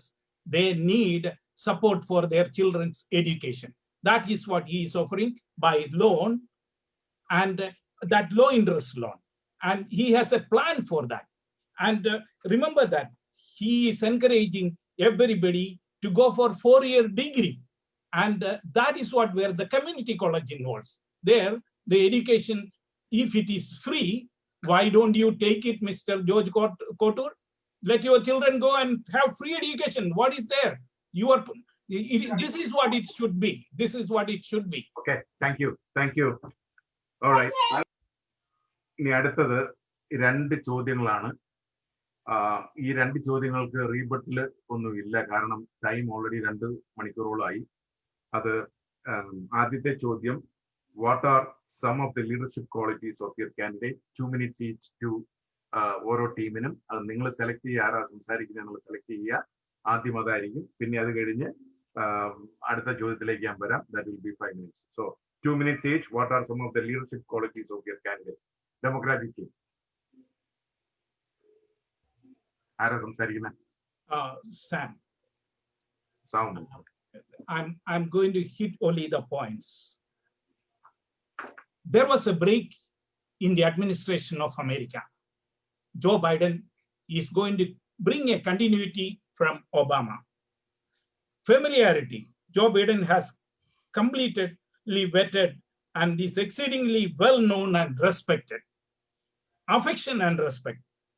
Joe Biden has dealt with the demands in office, and he is well respected on both aisles.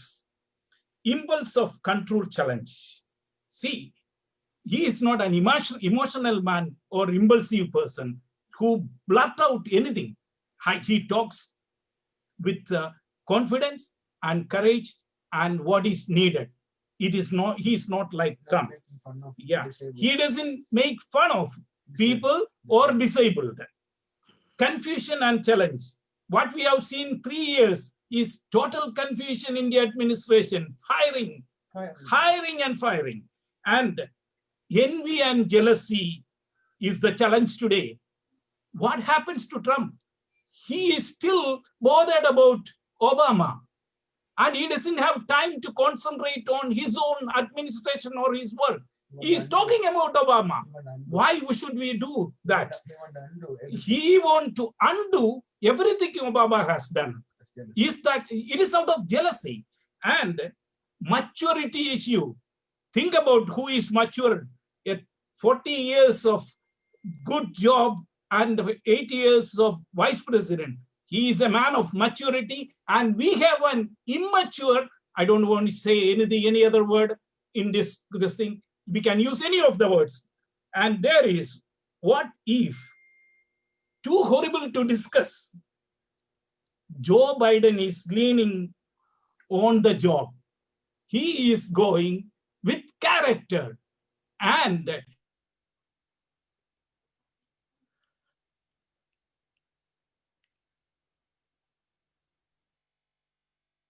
കേൾക്കുന്നില്ല. Thank you, Solomon. Thank you. Republican team, 2 minutes. Mohan. Thank you again. ഇവിടുത്തെ പ്രസക്തമായ ചോദ്യം നിങ്ങളുടെ ലീഡറിൻ്റെ ഗുണഗണങ്ങളെക്കുറിച്ചാണ്. ആദ്യം നമ്മൾ ചിന്തിക്കേണ്ടത് ഇത് അമേരിക്കയുടെ മാത്രം ഒരു തെരഞ്ഞെടുപ്പല്ല, ലോകം മുഴുവൻ വളരെ ഉറ്റുനോക്കുന്ന വലിയൊരു തെരഞ്ഞെടുപ്പാണ്. കാരണം ലോകത്തിൻ്റെ തന്നെ ഛായ വളരെ പെട്ടെന്ന് മാറാൻ സാധ്യതയുണ്ട് ഈ തെരഞ്ഞെടുപ്പിൻ്റെ ഫലം. അപ്പോൾ നമ്മൾ ഏറ്റവും കൂടുതൽ ശ്രദ്ധിക്കേണ്ടത് ശക്തനായ കഴിവുള്ള തൊടുന്നതൊക്കെ പൊന്നാക്കി മാറ്റുന്ന കഴിവുള്ള ഒരു മനുഷ്യനെ നമുക്ക് പ്രസിഡന്റായിട്ട് അവരോധിച്ചേ പറ്റൂ. നമുക്ക് വേണ്ടത് അമേരിക്ക ഫസ്റ്റ് എന്ന് പറയുന്ന ഒരു വ്യക്തിയെയാണോ ചൈന ഫസ്റ്റ് എന്ന് പറയുന്ന ഒരു വ്യക്തിയെയാണോ? അതുപോലെ നമുക്ക് ഗ്രോത്തിനെ വളർത്തിയെടുക്കാൻ കഴിയുന്ന ഒരു വ്യക്തിയെയാണോ? അതല്ലെങ്കിൽ ചൈനയിൽ പോയിട്ട് അല്ലെ യുക്രൈനിൽ പോയിട്ട് അല്ലെ ബെരിസ്മ എന്ന പേര് പറഞ്ഞ് വെറുതെ അവരുടെ പണം അടിച്ചു മാറ്റുന്ന ഒരു വ്യക്തിയെയാണോ? അടുത്തതായിട്ട് ഈ റെഗുലേഷൻസ്, ഡെമോക്രാറ്റിക് പാർട്ടികൾക്ക് ഒരു ഗുണമുണ്ട്, റെഗുലേഷൻസ് കൊണ്ടുവരിക, ടു മച്ച് ഗവൺമെന്റ്. അതാണ് സത്യത്തിൽ ഈ നാടിനെ നശിപ്പിച്ചുകൊണ്ടിരിക്കുന്നത്. നമുക്ക് ഇന്ന് വേണ്ടത് ലെസ് റെഗുലേഷൻസ് ആണ്. അതാണ് ഞങ്ങളുടെ സ്ഥാനാർത്ഥി മുമ്പോട്ട് വയ്ക്കുന്നത്. അടുത്തതായിട്ട് പീസ് ത്രൂ സ്ട്രെങ്ത് എന്നുള്ള ഒരു പോയിന്റ് ഞാൻ പറഞ്ഞു. എനർജി ഇൻഡിപെൻഡൻസ് എന്നാലോചിച്ച് നോക്കിയേ, ഇന്ന് ഏറ്റവും കൂടുതൽ ഓയിലും അല്ലെങ്കിൽ പ്രകൃതിവാതകവും ഒക്കെ എക്സ്പോർട്ട് ചെയ്യുന്ന ഒരു രാജ്യമായിട്ട് അമേരിക്ക മാറിക്കഴിഞ്ഞു. ഇവിടുത്തെ തൊഴിലവസരങ്ങൾ വളരെയേറെ കൂടി കഴിഞ്ഞു. ഈ ഒരു കാര്യം നമ്മൾ ശ്രദ്ധിക്കുമ്പോൾ നമ്മൾ ഒന്ന് മാത്രം ചിന്തിക്കണം. 47 വർഷമായിട്ട് അല്ലെങ്കിൽ 48 വർഷമായിട്ട് സ്വന്തമായിട്ട് ഒരു നിയമം പോലും ചിന്തിക്കുകയോ ഉണ്ടാക്കിയെടുക്കുകയോ അത് പ്രാവർത്തികമാക്കുകയോ ചെയ്യാൻ കഴിയാതിരുന്ന നമ്മുടെ നികുതിപ്പണം കൊണ്ട് പൂട്ടടിച്ച ഒരാളിനെയാണ് നമുക്ക് വേണ്ടത്. അതോ ഇവിടെ ചെയ്യുന്നതേ പറയൂ, പറയുന്നതേ ചെയ്യൂ എന്ന ശക്തമായ മനസാന്നിധ്യമുള്ള ട്രംപിനെ പോലെ ശക്തനായ ഒരു നേതാവിനെയാണോ നമുക്ക് വേണ്ടത്, ഈ ലോകത്തിന് വേണ്ടത്? ആ തീരുമാനമാണ് നമ്മൾ ഇവിടെ എടുക്കേണ്ടത്. അതല്ലാതെ ചുമ്മാ കുറച്ച് ഫ്രീ. ഈ ഡെമോക്രാറ്റുകളുടെ ഏറ്റവും വലിയ കുഴപ്പം സോഷ്യലിസത്തിന്റെ അല്ലെ കമ്മ്യൂണിസത്തിന്റെ അടിസ്ഥാനപരമായും ഞങ്ങൾക്കെല്ലാം ഇങ്ങോട്ട് കൈ നീട്ടി ഞങ്ങൾ അങ്ങ് ഇരിക്കുക, നിങ്ങൾ പറയുമ്പോൾ കുത്തിക്കോളാം. Thank you both teams. Thank you. ഇനി കൺക്ലൂഷൻ ആണ്. 5 minutes ഈച്ച് ടീമിനുണ്ട്. ഒരാൾ സംസാരിക്കുക. The question നിങ്ങൾ ശ്രദ്ധിച്ചു കേൾക്കണം. Who will be the best candidate to lead our country for the next 4 years? Democratic team first. ആരാണ് സംസാരിക്കുന്നത്? Okay, I can. Jyoti. Okay. This election actually is not about Democrat or Republican because I'm a moderate. But in the end of it, this election is about removing someone who is completely goes against the values of this country.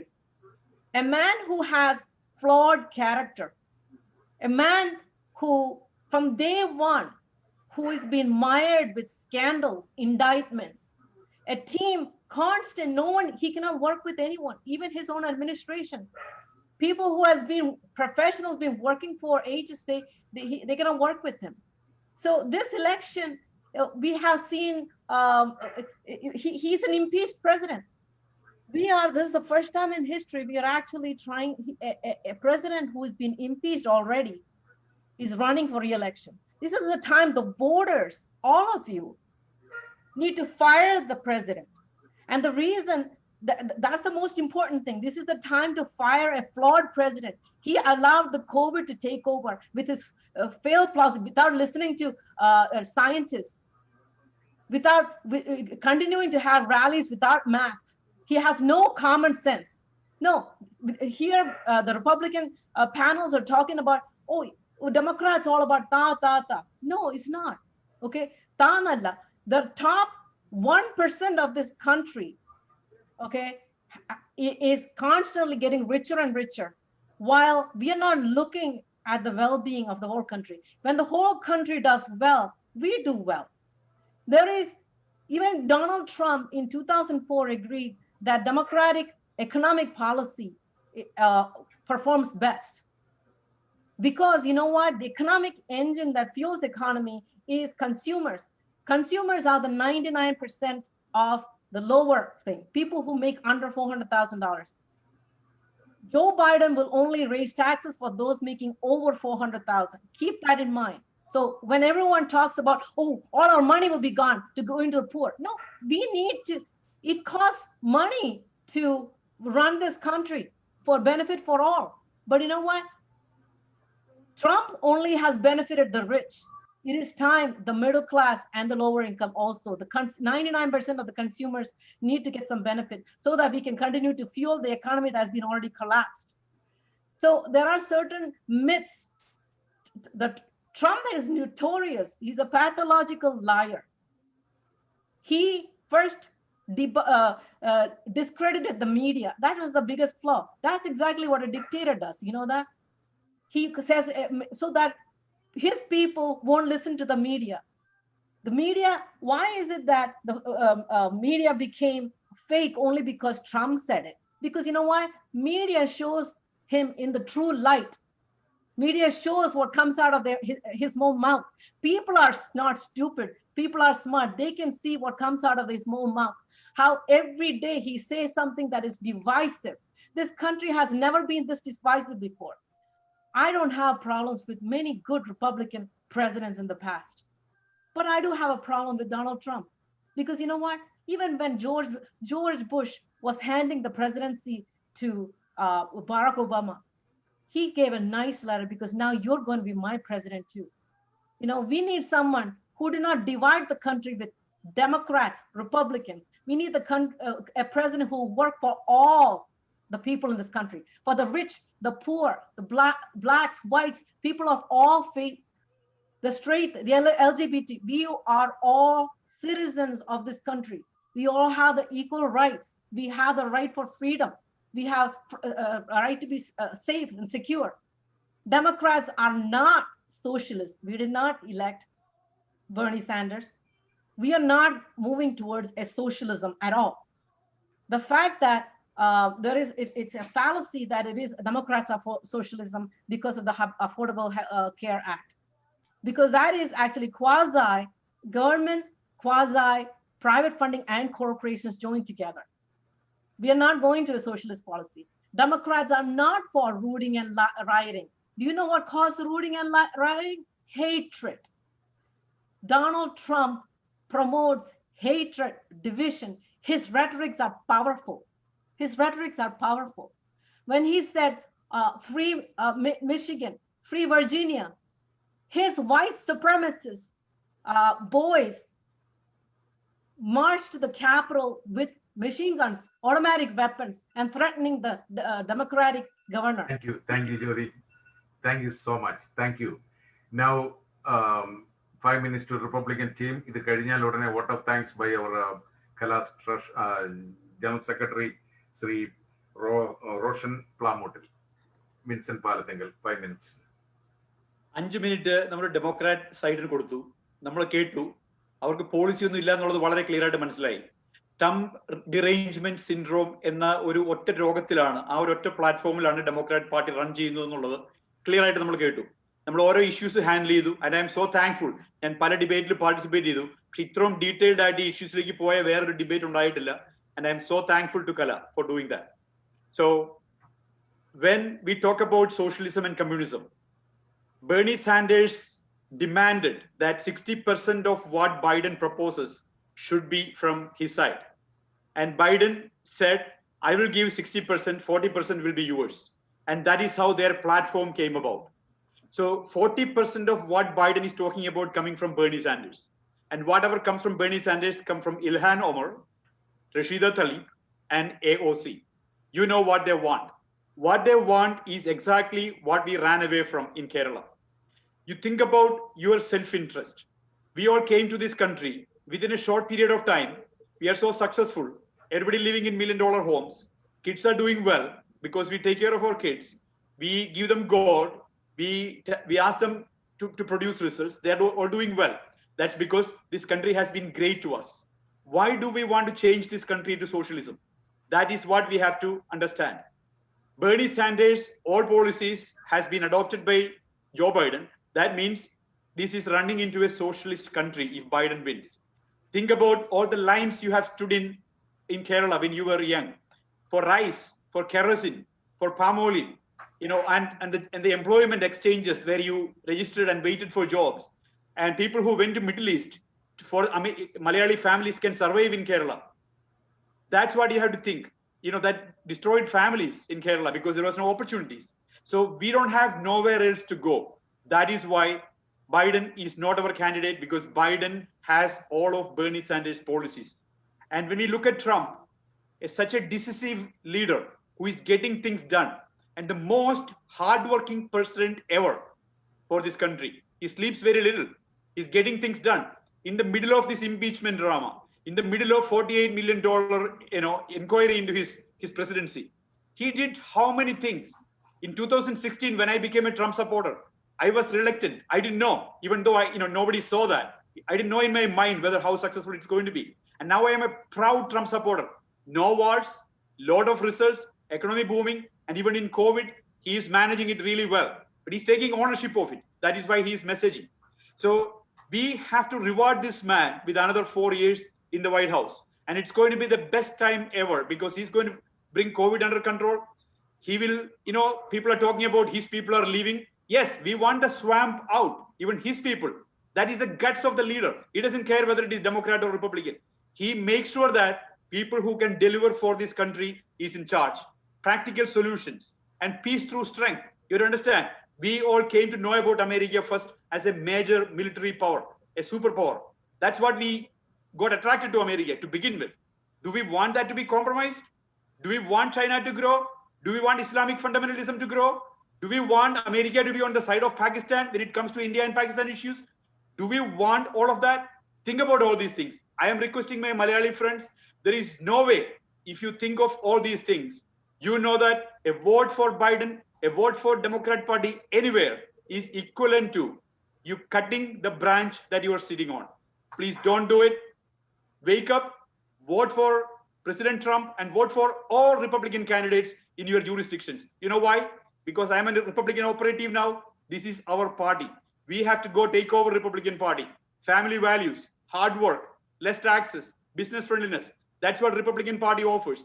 I urge all Malayalis to change our views about politics and become hardcore Republicans and vote Trump for next 4 years. Do we have more time? 30 seconds. Jojo, do you want to add something? ഞാൻ എടുത്തോളാം 30 seconds. No, Jojo. Okay. Jojo. Thank you Vincent, thank you very much. വേറൊരു കാര്യം കൂടെ പറയാൻ വേണ്ടി ആഗ്രഹിക്കുകയാണ് ഇതിന്റെ കൂടെ തന്നെ. ബഹുമാനിയായിട്ടുള്ള ജ്യോതി ഇത്രയധികം ട്രംപിനെ വ്യക്തിപരമായിട്ടാണ് വിമർശിക്കാൻ ആഗ്രഹിക്കുന്നത്. ട്രംപിന്റെ നയങ്ങളെയല്ല, ട്രംപിന്റെ പ്രവർത്തനത്തെയല്ല, വ്യക്തിപരമായിട്ട് ആക്രമിക്കുക, ഡിഫെയിം ചെയ്യുന്നത്. അത് എത്രയോ കാലമായിട്ട് അമേരിക്കയിലെ ഡെമോക്രാറ്റുകൾ തുടങ്ങിയതാണ്, കഴിഞ്ഞ 4-5 വർഷങ്ങളായിട്ട്. എന്നിട്ട് എന്ത് സംഭവിച്ചു? കഴിഞ്ഞ തവണ നമ്മൾ ഇതോടെ ഡിബേറ്റ് കഴിഞ്ഞിട്ട് പിരിഞ്ഞതല്ലായിരുന്നോ? എന്നിട്ട് എന്ത് സംഭവിച്ചു? അത് തന്നെ ഈ നവംബർ 3 കഴിയുമ്പോഴത്തേക്കിനും സംഭവിക്കുന്ന നമുക്കറിയാം. അതിൽ ഉറച്ചു നിൽക്കുന്നു. അമേരിക്കൻ ജനത ട്രംപിന്റെ കൂടെ നിൽക്കും. കാര്യം അമേരിക്കൻ ജനത want to make America great again. Thank you. Thank you Jojo. നിങ്ങളെല്ലാം സ്കോളേഴ്സ് ആണ്. I wish we had more time. Kala ഇങ്ങനെ ഒരു പരിപാടി നടത്താൻ സാധിച്ചതിൽ ഞങ്ങൾക്ക് സന്തോഷമുണ്ട്. ഇനി last item vote of thanks ആണ്. അതിനുവേണ്ടി കലയുടെ ജനറൽ സെക്രട്ടറി ശ്രീ റോഷൻ പ്ലാമൂട്ടിലിനെ ക്ഷണിക്കുന്നു.